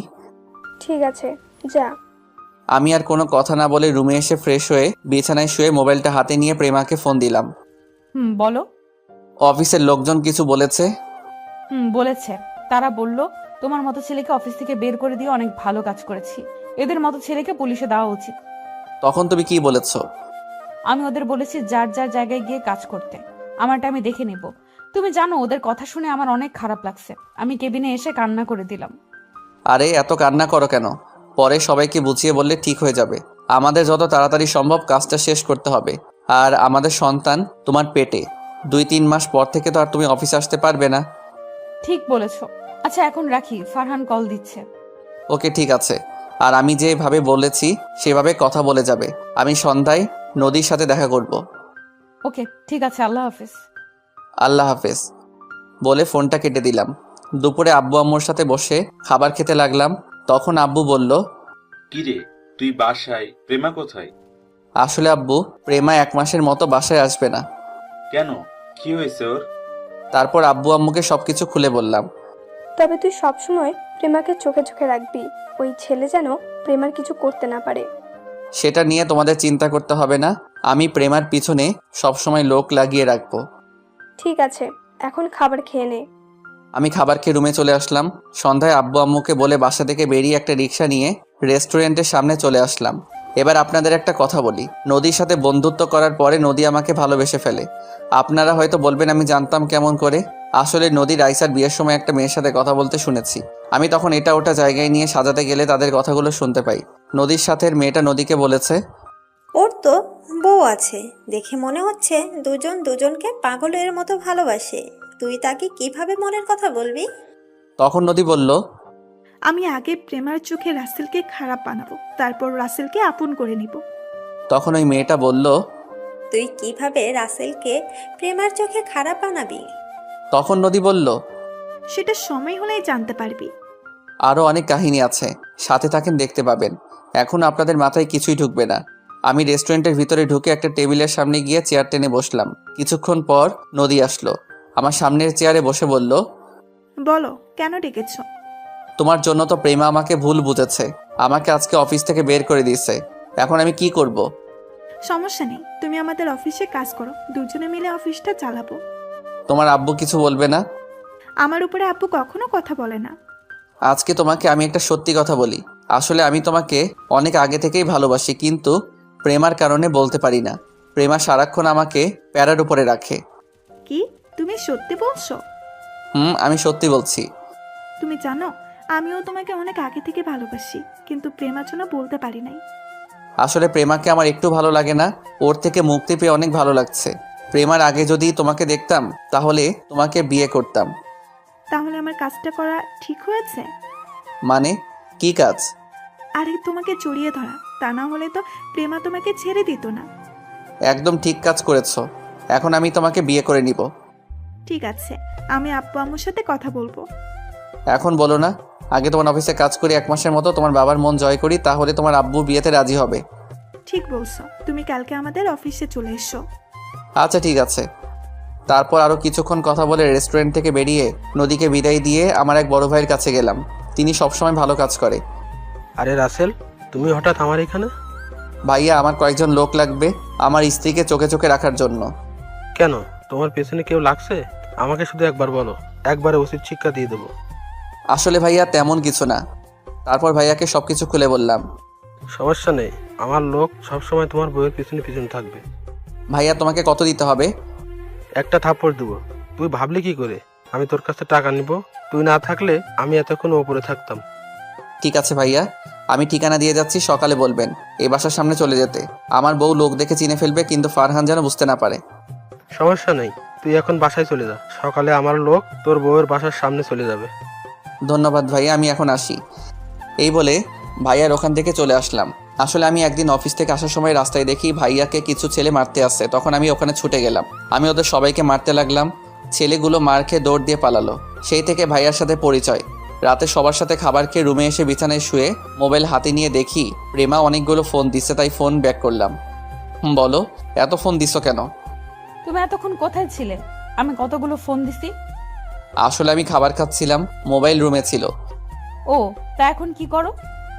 এই তো রুমে এসে বিছানায় শুয়ে তোমার সাথে কথা বলছি। তুমি কি করো? খাবার খেয়ে রুমে এসে তোমাকে ফোন দিচ্ছি, কিন্তু তুমি ফোন রিসিভ করো নাই। আমার একা একা ঘুমাতে ভালো লাগছে না, তুমি একটু আসবে? এখন তোমার বাসায় গেলে তোমার আব্বু আম্মু কি বলবে? আরে আব্বু আম্মু তো ঘুমিয়ে গেছে মনে হয়। তুমি প্লিজ আসো, তোমাকে ছাড়া আমার ঘুম আসছে না। ঠিক আছে, আসছি বলে ফোন কেটে দিলাম। আমি বিছানা থেকে নেমে একটা জামা গায়ে দিয়ে বাইকটা নিয়ে শ্বশুর বাড়িতে চলে আসলাম। দারোয়ান আমাকে দেখে বলল, আরে রাসেল বাবা, তুমি এত রাতে আসলে যে? আসলে চাচা, প্রেমার সাথে দেখা করতে এসেছি, ওকে না দেখে থাকতে পারি না। ঠিক আছে, যাও। তবে চাচা, শ্বশুর শাশুড়ি যেন এটা কখনো জানতে না পারে। সমস্যা নেই, কেউ জানবে না। ধন্যবাদ চাচা, আর এই 1000 টাকা রাখুন। লাগবে না বাবা, এমনি তুমি আমাকে অনেক টাকা দিয়েছো। আরে রাখুন চাচা, মনে করেন আপনার ছেলে দিয়েছে। চাচা টাকাটা রাখলো। তারপর আমি দরজার সামনে এসে প্রেমাকে ফোন দিয়ে বললাম দরজা খোলার জন্য। কিছুক্ষণ পর প্রেমা এসে দরজা খুলে দিল। আমার হাত ধরে ভিতরে ঢুকিয়ে দরজা লাগিয়ে রুমে নিয়ে আসলো। তারপর এমন কিছু করবে সেটা আমি কখনো ভাবিনি। প্রেমা আমাকে রুমে ঢুকিয়ে জড়িয়ে ধরে ঠোঁটের সাথে ঠোঁট লাগিয়ে দিল। দুজন দুজনকে জড়িয়ে ধরে কিস করতে লাগলাম। প্রায় 5 মিনিট পর ছেড়ে দিলাম। তোমাকে ছাড়া ঘুম আসছে না, এখন আমাকে জড়িয়ে ধরে শুয়ে পড়ো। আরে, তোমার আব্বু আম্মু আমাকে দেখলে কি বলবে? সমস্যা নেই, আমি তোমাকে সকাল ভোরে ঘুম থেকে জাগিয়ে দেব। ঠিক আছে, এখন বলো, ফারহানের সাথে আর কথা হয়েছে? হয়েছে। আমি অফিস থেকে ওকে ফোন দিয়ে বলেছি তোমাকে অফিস থেকে বের করে দিচ্ছি, কয়েকদিন পর ডিভোর্স পেপার পাঠিয়ে দিব। তখন ফারহান কি বলল? সে বলেছে আমি অনেক ভালো করেছি তোমাকে বের করে দিয়ে, এখন আমাকে বিয়ে করে নতুন করে সংসার শুরু করবে। ওকে ভালো করে বিয়ে করাবো। ওকে উচিত শিক্ষা না দেওয়া পর্যন্ত আমার মন শান্তি হবে না। নদীর সাথে তোমার কি কথা হয়েছে? তারপর সবকিছু খুলে বললাম। তাহলে তো ভালোই। তুমি যদি গতকাল রাতে আমাকে ওই কথাগুলো না বলতে, তাহলে আমি এসব ব্যাপার জানতাম না। ফারহান ছেলেটাকে অনেক ভালো মনে করছি। আর তোমাকে কালকে থেকে কিছু লোক ফলো করবে তোমার নিরাপত্তার জন্য। ফারহান যাতে কিছুই বুঝতে না পারে, ওকে তোমার শরীরে টাচ করতে দিবে না কখনো। আমি ভুলেও ওকে আমার হাত ধরতে দিব না। আমি বলবো যে যা হবে বিয়ের পর। ঠিক আছে, এখন ঘুমিয়ে পড়ো। তারপর প্রেমা আমাকে জড়িয়ে ধরে শুয়ে পড়লো। দেখতে দেখতে 10টা দিন চলে গেল। এখন আমি নদীদের অফিসে কাজ করি। নদীর আব্বু আমার কাজ দেখে অনেক খুশি হয়েছে আর আমার বিয়ের কথা জেনে গেছে। আমি বলছি আরো কিছুদিন পরে ডিভোর্স দিয়ে দিব প্রেমাকে। তিনি মেয়ের সুখের কথা ভেবে রাজি হয়ে গেল। নদী আমাকে জড়িয়ে ধরতে আসলে আমি তাকে বলি বিয়ের পর সবকিছু করতে, তাই নদী আর জোর করে না। আর ওদিকে প্রেমা ফারহানের সাথে আমার কথা মতো কাজ করে যাচ্ছে। লোকগুলো সবসময় প্রেমার আশেপাশে থাকে। প্রেমার সাথে প্রতিদিন রাতে ফোনে কথা হয়। দেখতে দেখতে আরো 1টা মাস চলে গেছে। আমাদের কাজ সব হাতের মুঠোয় নিয়ে আসছি। সবকিছু কিছুক্ষণ পর জানতে পারবেন। হঠাৎ নদী আমার কেবিনে আসলো, একটা চেয়ারে বসে বলল, আমার জানটা কি করে? দেখতেই তো পারছো কাজ করছি। তুমি আমার সাথে এভাবে কথা বলছো কেন? আমি আবার কিভাবে কথা বললাম? তুমি তো দেখতেই পারছো কাজ করছি। ঠিক আছে, তুমি কাজ করো, আমি আমার কেবিনে গেলাম। আরে রাগ করছো কেন? আমি একটা জায়গায় মিলাতে পারছি না, তাই মাথা গরম ছিল। এখন মিলাতে পারছি। প্লিজ তুমি রাগ করো না। তুমি রাগ করলে পেতনির মতো লাগে। নদী আমার কথা শুনে বলল, কি আমাকে পেতনির মতো লাগে? আজকে তোমাকে মেরেই ফেলবো। সরি আর বলবো না। এখন এখানে তোমার একটা সাইন করে দাও। দাও, দিচ্ছি। ফাইলটা একটু দেখে সাইন করো। দেখা লাগবে না। আমি মনে মনে বললাম, নদী তুমি জীবনের ভুলটা আজকে করলে। ফাইলটা একটু দেখলে না? নদী সাইন করে কিছুক্ষণ আমার সাথে দুষ্টামি করে নিজের কেবিনে চলে গেল। আর ওদিকে প্রেমা আর ফারহান রেস্টুরেন্টে বসে কথা বলছে। চলুন দেখি তারা কি কথা বলছে। প্রেমা, চলো আমরা দুজনে বিয়ে করে ফেলি। আমি তোমাকে ছাড়া থাকতে পারছি না। ঠিক আছে, কালকে কাজে অফিসে বিয়েটা সেরে নিব। তবে বাচ্চা হওয়ার আগে আমাদের মাঝে কিছুই হবে না। ঠিক আছে, তুমি যা বলবে তাই হবে। ফারহান মনে মনে বলতে লাগলো, আগে বিয়েটা হয়ে যাক, তারপর তোমাকে জোর করে ভোগ করব। ওকে, আজকে আমি বাসায় যাই, কালকে কাজে অফিসে চলে আসবে, বিকেল 5টায় আসবে। আমি তোমার জন্য অপেক্ষা করব। আচ্ছা ঠিক আছে। প্রেমা রেস্টুরেন্ট থেকে বেরিয়ে গাড়ি নিয়ে সোজা বাসায় চলে আসলো। রাতে প্রেমা আমাকে ফোন দিল, কেমন আছো, কি করো? আমি ভালো থাকি কি করে তোমাকে ছাড়া? আর 2-3টা দিন ধৈর্য ধরো, তারপর আবার আগের মতো থাকতে পারবে। আজকে আমি ফারহানকে বিয়ের কথা বলার আগে ফারহান নিজেই বলল আমি তাকে কালকে কাজী অফিসে আসতে বলেছি। ওকে, সমস্যা নেই। আমি কাজীর সাথে কথা বলে সবকিছু ঠিক রাখতে বলছি। ঠিক আছে, এখন বলো ওদের কি খবর? আজকে আমার কাজ শেষ হয়েছে, নদীর থেকে সাইন নিয়ে নিছি। এখন শুধু তোমারটার অপেক্ষা, ওটা হাতে আসলে আমাদের কাজ শুরু হয়ে যাবে। আমার না ভয় হচ্ছে যদি উল্টাপাল্টা কিছু হয়ে যায়। আরে কিছুই হবে না, আমি আছি তো তোমার পাশে। আচ্ছা, কালকে কথা বলবো, ফারহান ফোন দিচ্ছে। ঠিক আছে ভাই। এই বলে আমি ফোন কেটে দিলাম। আর ওইদিকে প্রেমা ফারহানের ফোন রিসিভ করার পর ফারহান বলল, কি ব্যাপার, তুমি কার সাথে কথা বলছিলে? আরে আমার অফিসের ম্যানেজার আঙ্কেল ফোন দিছে, অফিসের কাজের ব্যাপারে কথা বলছি। ও, তাই এখন কি করো? খাওয়া দাওয়া করেছো? খাওয়া দাওয়া হয়েছে, আর এখন তোমার সাথে কথা বলছি। তোমার খাওয়া দাওয়া হয়েছে? হয়েছে। তারপর তারা আরো কিছুক্ষণ কথা বলে ফোন কেটে দিল। প্রেমা ঘুমিয়ে পড়ল। আসুন আপনাদের সাথে কিছু কথা বলি। প্রেমাকে আমি প্রথমে কষ্ট দিব মনে করছি, কিন্তু পরে ফারহান আর নদীর পরিবারের ব্যাপারে কিছু কথা বলার পর প্রেমা রাজি হয়ে যায়। আর আমি কাজটা একা করতে পারবো না, তাই প্রেমার সাথে শেয়ার করি। প্রেমা আমার কথায় রাজি হয়ে যায়। রাজি হওয়ার কারণে তাকে কষ্ট দেইনি। পরে আমরা একটা প্ল্যান করি। কি প্ল্যান করছি তা 2 দিন পর জানতে পারবেন।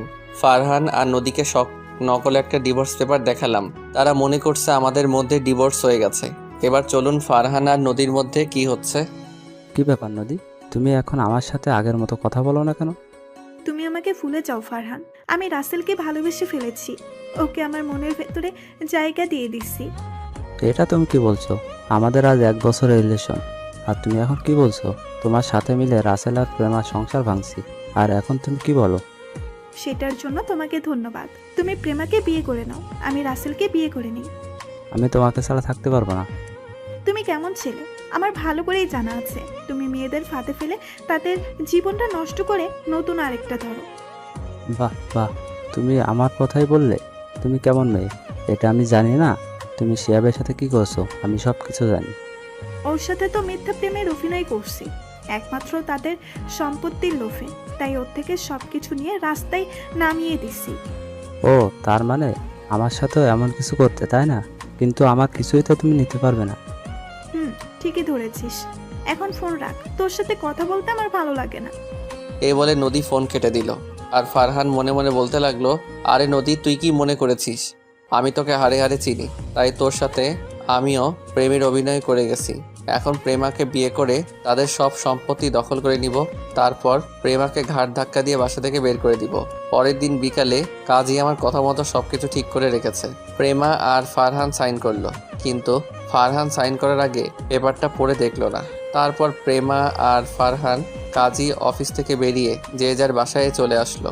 আর এদিকে আমি নিজের কেবিনে ক্যামেরা সেটিং করে নদীকে আমার কেবিনে আসতে বললাম। কিছুক্ষণ পর নদী আমার কেবিনের ভিতরে ঢুকে একটা চেয়ারে বসলো। তখন নদী বলল, বলো কেন ডেকেছো আমাকে? আচ্ছা নদী, তুমি আমার কাছে একটা সত্যি কথা বলবে? কি কথা বলো? তুমি কি শিহাব নামে কাউকে চিনো? শিহাব নামে আমি একজনকে চিনতাম, কেন বলো তো? তুমি কি শিহাবকে ভালোবাসতে? আমি ওকে ভালোবাসতাম, তবে এখন আর ভালোবাসি না।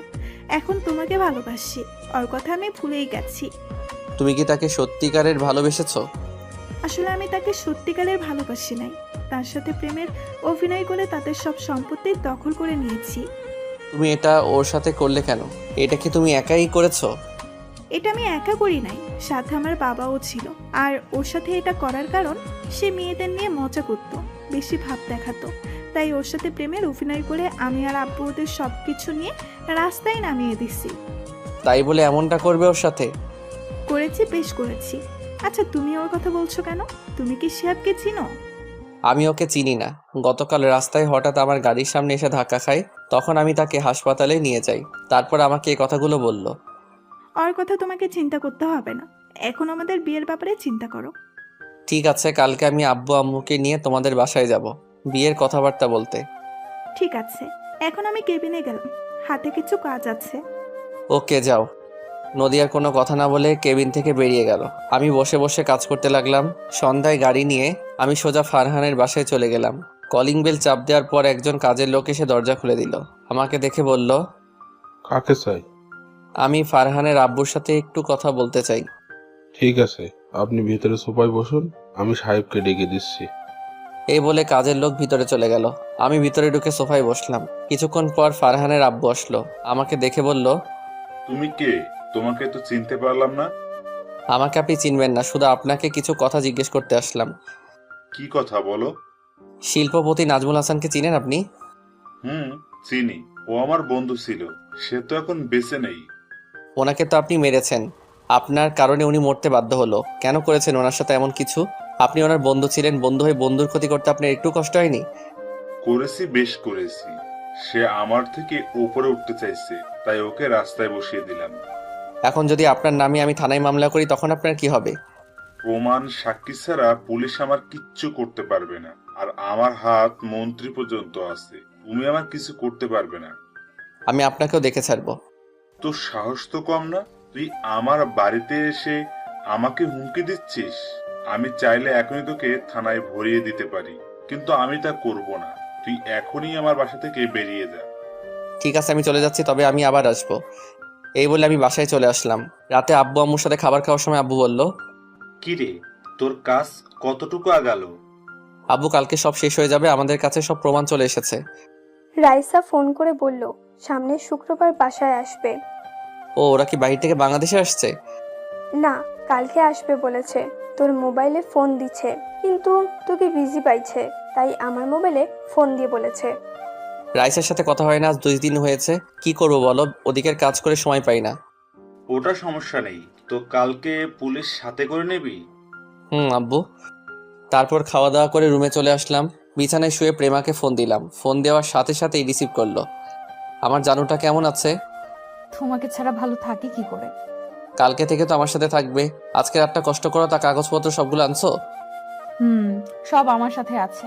আর ফারহানের সাথে আমি একটা ভিডিও করছি। ও আগে কার সাথে কি করছে সব কিছু আমাকে খুলে বলছে। আমি বলেছি তার কথা শুনে আমি তাকে ছেড়ে যাব না। তারপর সবকিছু খুলে বলছে। খুব ভালো করছো, কালকে সকালে বাসায় চলে আসবে। তোমাকে নিয়ে আর সাথে পুলিশ নিয়ে ফারহানা নদীর বাসায় যাব। আমার মন বলছে এখনই তোমার বাসায় চলে আসতে। না জানু, রাতটা কষ্ট করে কাটিয়ে সকালে চলে এসো। ঠিক আছে। তারপর আরো কিছুক্ষণ কথা বলে ঘুমিয়ে পড়লাম। সকালবেলা ঘুম থেকে উঠতে বুকটা কেমন ভারী লাগছে। চোখ খুলে দেখি যাকে দেখলাম, তাকে দেখে তো অবাক হয়ে গেলাম। ঠিকই ধরেছেন, প্রেমা। আমি উঠতেই প্রেমার ঘুম ভেঙে গেল। তখন আমি তাকে বললাম, প্রেমা তুমি কখন আসলে? আমি সকাল ভোরে চলে এসেছি, তোমাকে ছাড়া থাকতে ভালো লাগছে না, তাই চলে আসলাম। ঠিক আছে, এখন উঠো, আমি ফ্রেশ হব। আর একটু থাকো না, অনেকদিন পর তোমাকে জড়িয়ে ধরলাম। ঠিক আছে থাকো। এখন বলো, আব্বু আম্মু কি জানে তুমি বাসায় এসছো? আম্মু তো দরজা খুলে দিল। তোমার আব্বু আম্মু জানে তুমি আমার কাছে আসবে? তারা কেউ জানে না, শুধু দারোয়ান চাচা জানে। ও। প্রেমা আমাকে কিছুক্ষণ জড়িয়ে ধরার পর দুজনে ফ্রেশ হয়ে সবার সাথে নাস্তা করে বেরিয়ে পড়লাম থানার উদ্দেশ্যে। থানায় এসে একজনের কেবিনের ভিতরে ঢুকে গেলাম। ওসি সাহেব, আপনার সাথে কিছু কথা ছিল। আপনি আপনার বউকে কেমন আদর করেন? ওসি আমার দিকে তাকিয়ে বলল, ওই হারামি, ভাবির সামনে এমন কথা বলতে লজ্জা করে না? তুই তো জানিস আমার লজ্জা নেই। চুপ হারামি। ভাবি কেমন আছেন? আমি ভালো আছি, তুমি কেমন আছো? আমিও ভালো আছি। তো বলুন, কি খাবেন? আমরা কিছু খাবো না। এই কথা বললে তো হবে না, আপনি এই প্রথম আমার থানায় আসছেন, একটা কিছু তো খেতেই হবে। শুধু কফি হলেই চলবে। তারপর রকি একজন কনস্টেবলকে বলল 3টা কফি নিয়ে আসতে। কিছুক্ষণ পর কনস্টেবল কফি নিয়ে আসলো। 3জনে কফিকে বেরিয়ে পড়লাম। সাথে আরো কিছু পুলিশ নিয়ে বের হলাম। রকি হচ্ছে আমার কলেজ ফ্রেন্ড। কিছুদিন আগে সে ওসির পদ পেয়েছে। তার সাথে মাঝে মাঝে যোগাযোগ হতো। এবার যেতে যেতে আসল ঘটনা আপনাদেরকে খুলে বলি। একদিন আমি অফিস থেকে বেরিয়ে এসে বাসায় যাওয়ার সময় রাস্তার পাশে একটা ছেলেকে দেখে গাড়ি দাঁড় করাই। আমি ছেলেটাকে দেখে মাথা নিচু করে বসে আছে। তখন আমি তাকে বললাম, কি হয়েছে তোমার, তুমি এইভাবে মাথা নিচু করে বসে আছো কেন? ছেলেটা মাথা ওঠার সাথে সাথে আমাকে দেখে বলল, আরে রাসেল, তুই? তোর সাথে অনেকদিন পর দেখা। আমার কথা বাদ দেই, কিন্তু তুই এখানে এইভাবে বসে আছিস কেন? এটা আমার কপালে লেখা ছিল। কি হয়েছে আমাকে খুলে বল। তোর জামা কাপড়ের এই অবস্থা কেন? তাহলে শোন, আমি নদী নামে একটা মেয়েকে ভালোবাসতাম। মেয়েটা আমার সাথে প্রেমের অভিনয় করে, আমাদের সব সম্পত্তি দখল করে নেয়। আমি তাকে অনেক বিশ্বাস করেছিলাম, কিন্তু সে আমার সাথে এমন কিছু করবে আমি কখনোই ভাবিনি। এটা তোর পাপের ফল। তোর যে সময় সবকিছু ছিল তখন তুই মানুষের সাথে কেমন আচরণ করতি, সেজন্য আল্লাহ তোর সাথে এমন করেছে। এখন বল, তোর আব্বু আম্মু কোথায়? আমার বাবার বন্ধু জাহিদ খান আব্বুর অফিস নিজের নামে করে নেওয়ার পর আব্বু হার্ট অ্যাটাক করে মারা যায়। এরপর শেষ সম্বল ছিল আমাদের বাড়িটা। এটা নদী এবং তার বাবা মিলে আমার থেকে দখল করে নেয়। কারণ বাড়িটা আমার নামে ছিল। কিছুদিন পর আব্বুর অফিসটা আমার নামে করে দিলেও কিন্তু তার আগে জাহিদ হাসান আমার আব্বুর থেকে নিয়ে যায়। সবকিছু হারিয়ে এখন কি করছিস? একটা ছোট বাসা ভাড়া নিয়ে আম্মু আর আমি থাকতাম। তারপর একটা অফিসে চাকরি নিই, কিন্তু সেই জায়গায় নদী আমার নামে নানান কথা বলে বসের কাছে। তারপর আমাকে অফিস থেকে বের করে দেয়। চাকরির জন্য অনেক জায়গায় ঘুরছি, কিন্তু কোথাও চাকরি পাইনি। নিজেকে শেষ করে দিতে চেয়েছি, কিন্তু আম্মুর কথা চিন্তা করে পারলাম না। পরে এই রাস্তায় কাগজ বোতল এগুলো টোকাই বিক্রি করে কোনো রকম চলি। এখন আম্মু অনেক অসুস্থ, ডাক্তার বলেছে আম্মু চিকিৎসা করাতে অনেক টাকার প্রয়োজন, কিন্তু আমি টাকা কোথা থেকে ব্যবস্থা করব। তাই এখানে বসে চিন্তা করতে লাগলাম। এখন দেখছিস যে সময় তোর সবকিছু ছিল তখন গরিবদের মানুষ মনে করতি না, আর এখন সবকিছু হারিয়ে রাস্তায় বোতল কাগজ কুড়িয়ে চলতে হয়। ঠিকই বলেছিস। তোকে দেখে মনে হচ্ছে অনেক টাকা পয়সার মালিক হয়ে গেছিস। আমাকে কিছু টাকা দিবি আর একটা চাকরির ব্যবস্থা করে দিবি। আমি চাকরি করে তোর সব টাকা দিয়ে দিব। ঠিক আছে, তুই আমার গাড়িতে ওঠ। আগে তোর আম্মুকে হাসপাতালে নিয়ে যাই, তারপর তোর ব্যবস্থা করব। তারপর শিহাবকে গাড়িতে উঠিয়ে তার ভাড়া বাসায় চলে গেলাম। বাসায় এসে দেখি শিহাবের আম্মু কেমন করে শুয়ে আছে। আমার দেখে অনেক মায়া লাগলো। তারপর আমি আর শিহাব ওর আম্মুকে গাড়িতে উঠিয়ে হাসপাতালে ভর্তি করিয়ে দিলাম। ডাক্তারকে বলেছি ওনার চিকিৎসা করাতে যত টাকা লাগে আমি দিব। তারপর ডাক্তার শিহাবের আম্মুর চিকিৎসা শুরু করলো। শিহাব তার আম্মুর সাথে আছে। এখন তার আম্মু কিছুটা সুস্থ আছে। এই ছিল আসল ঘটনা। এবার বাস্তবে ফিরে আসি। আমি, প্রেমা আর রকি নদীদের বাসায় চলে আসলাম। নদী জানে আজকে তাকে দেখার জন্য আমার আব্বু আম্মু আসবে, কিন্তু সে তো জানে না আজকে ওকে আর ওর বাবাকে পুলিশের কাছে ধরিয়ে দিব। আমরা নদীদের বাসায় চলে আসলাম। কলিং বেল চাপ দেওয়ার পর কাজের বুয়া দরজা খুলে দিল। আমরা কাজের বুয়ার কোনো কথা না শুনে ভিতরে ঢুকে গেলাম। আমরা ভিতরে ঢুকে দেখি নদীর আব্বু সোফায় বসে আছে। আমাকে এবং আমার সাথে পুলিশ দেখে বলল, আরে রাসেল, তুমি? তা তোমার আব্বু আম্মু কোথায়? তোমার সাথে মেয়েটা এবং পুলিশ কেন? এরা আপনাকে এবং আপনার মেয়েকে ধরতে এসেছে। আমাদের অপরাধ কি? আপনি আর আপনার মেয়ে নদী অভিনয় করে শিহাবের বাড়ি দখল করে নিয়েছেন, সেজন্য পুলিশ আপনাদের ধরতে এসেছে। তুমি হয়তো জানো না, পুলিশ প্রমাণ ছাড়া কাউকে ধরতে পারে না। আমরা প্রমাণ ছাড়া আপনাকে এবং আপনার মেয়েকে ধরতে আসি নাই, প্রমাণ নিয়ে এসেছি। আর এই রাসেল আপনাদের নামে থানায় মামলা করেছে। হঠাৎ নদী রুম থেকে বেরিয়ে এসে বলল, রাসেল, এখানে কি হচ্ছে? আর প্রেমা, তুই এখানে? সাথে দেখি পুলিশ এসেছে। পুলিশ এমনি আসে নাই, তোকে আর তোর বাপকে থানায় নিয়ে যেতে আসছে। আমাদের অপরাধ? তোরা কি অপরাধ করছিস এই দেখ।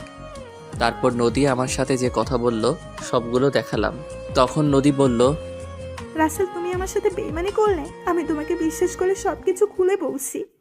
বিশ্বাস তো আমার ফ্রেন্ড শিহাব ও তোদের করেছে। বিনিময়ে তোরা কি করছিস ওর সাথে? তার শেষ সম্বল বাড়িটাও নিয়ে নিলি, তুই আর তোর বাপ। চিন্তা করিস না নদী, আমাদের থানায় বেশিক্ষণ আটকে রাখতে পারবে না। টাকা দিলে এমনি আমাদের ছেড়ে দেবে। আপনি ভুল ভাবছেন, কারণ এখন আপনাদের কিছুই নেই। আমি জানি আপনার সব সম্পদের মালিক নদী, তাই ওর কাছ থেকে সবকিছু সাইন করে নিয়ে নিছি। এখন আপনি রাস্তার ফকির।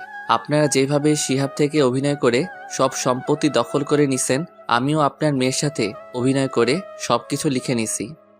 আমাদের কি ক্ষমা করে দেওয়া চাই না? আমরা আর এমন ভুল কখনো করব না। আমি কেন, শিহাবও তোদের ক্ষমা করবে না। রকি, তাদের নিয়ে যা। এই, এদের থানায় নিয়ে চলো। রকির কথা মতো পুলিশ নদী আর নদীর বাবাকে ধরে নিয়ে বাহিরে চলে গেল। বাহিরে আসার পর গাড়ি নিয়ে ফারহানের বাসায় যেতে লাগলাম। সাথে নদী আর নদীর বাপ ছিল। কিছুক্ষণ পর আমরা তাদের বাসায় চলে আসলাম। আমরা সবাই দরজার সামনে দাঁড়িয়ে কলিং বেল চাপ দিলাম। কাজের বুয়া এসে দরজা খুলে দিল। এখানেও কোনো কথা না বলে ভিতরে ঢুকে গেলাম। ভিতরে ঢুকে দেখি বাপ ছেলে সোফায় বসে কফি খাচ্ছে আর গল্প করছে। আমাদের দেখে ফারহান বলল, আরে প্রেমা, তুমি হঠাৎ আমার বাসায়? আবার সাথে দেখি রাসেল এবং পুলিশ, মানে কি? সেটা কিছুক্ষণ পর বুঝতে পারবি। তুই আবার এসেছিস আমার বাসায়, সাথে পুলিশ নিয়ে এসেছিস? তুই জানিস আমি একটা ফোন দিলে তোর সাথে পুলিশ ভয়ে বেরিয়ে যাবে। তাই নাকি মিস্টার জাহিদ হাসান? তো দেখি আপনি কাকে ফোন দিবেন। আমি এখান থেকে এক পাও লড়ব না। ফারহানের আব্বু মোবাইল নিয়ে কাকে যেন ফোন দিল। তখন তার সাথে কথা বলে রকির কাছে ফোন দিল। নেই, কথা বল। হ্যালো, কে বলছেন? আমি বর্তমান মন্ত্রী বলছি। যদি চাকরি হারাতে না চাও তাহলে এখনই হাসান সাহেবের বাসা থেকে বেরিয়ে যাও। তোমাকে আমি গুলি করে মারবো। আমাকে তুমি চাকরির ভয় দেখাচ্ছ? আরে রকি, তুই তা বাবা জাহিদকে কেন ধরতে গেলি? তারপর সবকিছু খুলে বলল। বাবা, আমি এসব জানতাম না। তুই ওকে ধরে থানায় নিয়ে আয়, পরেরটা আমি দেখছি। ঠিক আছে আব্বু। এই বলে ফোন কেটে দিল। তখন ফারহানের আব্বু রকিকে বলল, তুই মন্ত্রীকে আব্বু বললি কেন? আমার আব্বুকে আব্বু বলবো না তো কি বলবো? মানে? কারণ তোর মন্ত্রী বন্ধু হচ্ছে আমার জন্মদাতা আব্বু। আমার ছোট থেকে শখ বড় হয়ে আমি পুলিশ অফিসার হব। আব্বু চাইলে আমাকে অফিসার বানিয়ে দিতে পারতো তার ক্ষমতা দিয়ে, কিন্তু আমি ক্ষমতা দিয়ে অফিসার হতে চাই না, নিজের যোগ্যতা অর্জন করে হব। এখন বর্তমানে ওসি হয়েছি। আমি তো কিছুই বুঝতে পারছি না, আমাদের কেন ধরতে আসলো? তুই মেয়েদের সাথে প্রেমের অভিনয় করে তাদের দেহ ভোগ করে ছেড়ে দিস, এটা হয়েছে তোর অপরাধ। আর তোর বাবার অপরাধ বন্ধুর সাথে বেইমানি করে তার কোম্পানি নিজের করে নেয়া, তাই তোদের পুলিশ ধরে নিয়ে যেতে এসেছে। এখন হয়তো টাকার বড়াই দেখাবি, কিন্তু সেটাও এখন তোদের নেই, কারণ তোদের এখন সবকিছু আমাদের হাতে। আমি বলছি যখন তোকে কাজে সাইন করতে বলছে, তখন তোদের সব সম্পত্তির দলিল ছিল ওটা, আর তুই না বুঝে সাইন করে দিছিস। আর আমার আর রাসেলের ডিভোর্স হয়নি, তোকে নকল পেপার দিয়েছি। এখন তোরা রাস্তার ফকির। তা জাহিদ হাসান, এখন আপনার টাকা ক্ষমতা গেল কোথায়? আপনি যে রকম বন্ধুর সাথে বেইমানি করছেন, তেমন আমার স্ত্রী আপনার ছেলের সাথে প্রেম এবং বিয়ের অভিনয় করে সবকিছু নিয়ে নিচ্ছে। আমরা জানি আপনার সয় সম্পদ আপনার ছেলের নামে। আচ্ছা, তুই যে আমাদের নামে এত কিছু বলছিস, তোর কাছে কি প্রমাণ আছে? তারপর ফারহানের আব্বুর ভিডিও এবং ফারহানের সাথে প্রেমার কথা বলার ভিডিও দেখালাম। রকি সবাইকে থানায় নিয়ে গেল। আমি আর প্রেমা বাসায় চলে আসলাম। আজ 5 দিন পর ফারহানকে 10 বছরের কারাদণ্ড দেওয়া হয়েছে। তার আব্বু আম্মুকে যাবজ্জীবন কারাদণ্ড দেওয়া হয়েছে। আর নদী এবং তার আব্বু আম্মুকে 20 বছরের কারাদণ্ড দেওয়া হয়েছে। এখন আমি আর প্রেমা হাসপাতালে যাচ্ছি। শিহাবের আম্মু এখন পুরোপুরি সুস্থ আছে। আজকে তাদের রিলিজ দিবে। হাসপাতালে গিয়ে শিহাব আর ওর আম্মুকে বাহিরে এনে গাড়িতে করে তাদের বাসার সামনে চলে আসলাম। সবাই গাড়ি থেকে নামার পর শিহাব বলল, রাসেল, তুই আমাদের এখানে এসেছিস কেন? এই বাসা তো নদী এবং তার আব্বু আমার থেকে নিয়ে গেছে। আগে তাদের ছিল, এখন তোদের হয়ে গেছে। মানে হলো, শিহাব কোনো কথা না বলে আমাকে জড়িয়ে ধরে কান্না করে দিল। তখন আমি বললাম, এই পাগল, কান্না করছিস কেন? তুই আমাদের জন্য এত কিছু করছিস, আমাদের বাড়ি ফিরিয়ে দিয়েছিস। শুধু বাড়ি না, তোদের কোম্পানিও আমি ফিরে এনেছি। এই হচ্ছে তোদের সম্পত্তির দলিল। বাবা, তুমি আমাদের জন্য যা করেছো, আমরা কখনো তোমার ঋণ শোধ করতে পারবো না। এখানে কিন্তু আমিও আছি। তুমি তো আমার কথা মতো সবকিছু করেছো। করেছি, তুমি তো করো নাই। ঠিক আছে, আমরা দুজনে করছি। তো যাওয়ার আগে শিহাব তোকে একটা কথা বলে যাই, কখনো গরিব দুঃখীদের অবহেলা করবি না, তাদের পাশে সবসময় দাঁড়াবি। তুই তো দেখছিস গরিব হলে কেমন কষ্ট, তাই এগুলো মাথায় নিয়ে সামনে এগিয়ে যাবি। আমি তোর কথা অক্ষরে অক্ষরে পালন করব। তারপর শিহাব আর তার আম্মুকে ভিতরে নিয়ে গেলাম। পরের দিন অফিসের সবকিছু বুঝিয়ে দিলাম। দেখতে দেখতে সেই দিনটা চলে আসলো, মানে প্রেমাকে হাসপাতালে নিয়ে আসা হলো। আজকে সকালে হঠাৎ প্রেমার ব্যথা উঠে। তারপর প্রেমাকে হাসপাতালে নিয়ে আসি। ডাক্তার অপারেশন রুমে আছে। প্রায় 1 ঘন্টা পর ডাক্তার বেরিয়ে আসলো। আমরা সবাই ডাক্তারের কাছে গেলাম। ডাক্তার, আমার স্ত্রীর কি অবস্থা? ভয়ের কোনো কারণ নেই। আপনার স্ত্রীর মেয়ে হয়েছে, আপনি বাবা হয়েছেন। সবাইকে মিষ্টি খাওয়ান। সত্যি বলছেন ডাক্তার? সত্যি। আমরা কি তার সাথে দেখা করতে পারি? অবশ্যই পারবেন। এ কথা বলে ডাক্তার চলে গেল। আমরা সবাই কেবিনের ভিতরে ঢুকলাম। আব্বু আম্মু শ্বশুর শাশুড়ি আমার মেয়েকে কোলে নিয়ে আদর করতে আসে। সবাই বলছে মেয়েটা আমার মতো হয়েছে। আব্বু আম্মু শ্বশুর শাশুড়ি কিছুক্ষণ থেকে কেবিন থেকে বেরিয়ে গেল। আমি আমার মেয়েকে কোলে নিয়ে প্রেমার পাশে বসলাম। তখন প্রেমা বলল, মেয়ে হওয়াতে তুমি খুশি না? কে বলছে আমি খুশি না? আমি অনেক খুশি হয়েছি। কিন্তু আমি খুশি হতে পারিনি। কেন? আমি ভেবেছি তোমার মতো একটা ছেলে হবে, কিন্তু হয়েছে মেয়ে। তো কি হয়েছে? মেয়ে হচ্ছে ঘরের লক্ষ্মী। তা ঠিক আছে, কিন্তু এখন তো আমার আদর কমে যাবে। তুমি এখন তোমার মেয়েকে সব সময় আদর করবে। কে বলছে? আমার আদর সবসময় তুমি পাবে। তাহলে আমাকে এখন জড়িয়ে ধরো, জড়িয়ে ধরে একটা কিস করো। ঠিক আছে, করছি। আমি মেয়েটাকে রেখে প্রেমার ঠোঁটের সাথে ঠোঁট লাগিয়ে দিলাম। তারপর দুজন দুজনকে জড়িয়ে ধরলাম। দেখতে দেখতে আজ 5টা বছর কেটে গেল। আমি এখন অফিস দেখাশোনা করি। প্রেমা বাসায় আব্বু আম্মু এবং আমার মেয়ে তিথির খেয়াল রাখে। সবাইকে নিয়ে অনেক সুখেই আছি। শিহাব এর ফাঁকে বিয়ে করছে, তার একটা ছেলে আছে। রিয়া আর রাফির বিয়ে হয়ে গেছে, রিয়ার যমজ 2টা মেয়ে হয়েছে, আর রাইসার একটা ছেলের সন্তান হয়েছে। আমার বোন স্বামী এবং ছেলের সন্তান নিয়ে অনেক সুখে আছে। রাইসা কিছুদিন আগে আমাদের বাসা থেকে বেরিয়ে গেল। এবার আসি রকির কথায়। আমি, রাফি, শিহাব এবং রকি আমরা সবাই একসাথে পড়াশোনা করছি। রকি ছেলেটা অনেক ভালো, তার বাপ মন্ত্রী থাকার পরেও কোনো অহংকার নেই তার ভিতর। সে কেমন গল্পের ভিতরে দেখেছেন। রকি এখন একজন পুলিশ অফিসার। রকি চাইলে আরও ওপরের লেভেলে যেতে পারত, কিন্তু সে টাকা আর বাবার ক্ষমতা দিয়ে ওপরে উঠতে চায় না। কিছুদিন আগে রকির বিয়ে হয়েছে, আমরা সবাই তার বিয়েতে গেছি। তো যাই হোক, রাতে সবার সাথে খাবার খেয়ে রুমে আসলাম। কিছুক্ষণ পর প্রেমা রুমে এসে দরজা লাগিয়ে বিছানায় এসে আমাকে জড়িয়ে ধরল। কি ব্যাপার, তিথি কোথায়? ওকে ওর দাদা দাদির কাছে রেখে এসেছি। ওর দাদা দাদির কাছে রেখে আসলে কেন? কারণ আজকে তুমি আমাকে অনেক আদর করবে, ওর জন্য তোমাকে একটু আদর করতে পারি না। আমি আরেকটা ছেলে চাই। ও মা, তাই নাকি? আরেকটা লালন পালন করতে পারবে? অবশ্যই পারবো। তুমি আমাকে তিথির একটা ভাই এনে দাও। আমাকে তো অনেক পরিশ্রম করতে হবে। করতে হলে করবে, এখন কথা না বলে আমাকে আদর করো। আমি তোমার মাঝে হারিয়ে যেতে চাই। তাহলে আর দেরি কিসের, আমি তাহলে শুরু করে দেই। এই বলে প্রেমাকে জড়িয়ে ধরে ঠোঁটের উপর আক্রমণ করা শুরু করলাম। তারপর প্রেমার পুরো শরীরে কিস করতে লাগলাম। আস্তে আস্তে হারিয়ে গেলাম অজানা ঠিকানায়।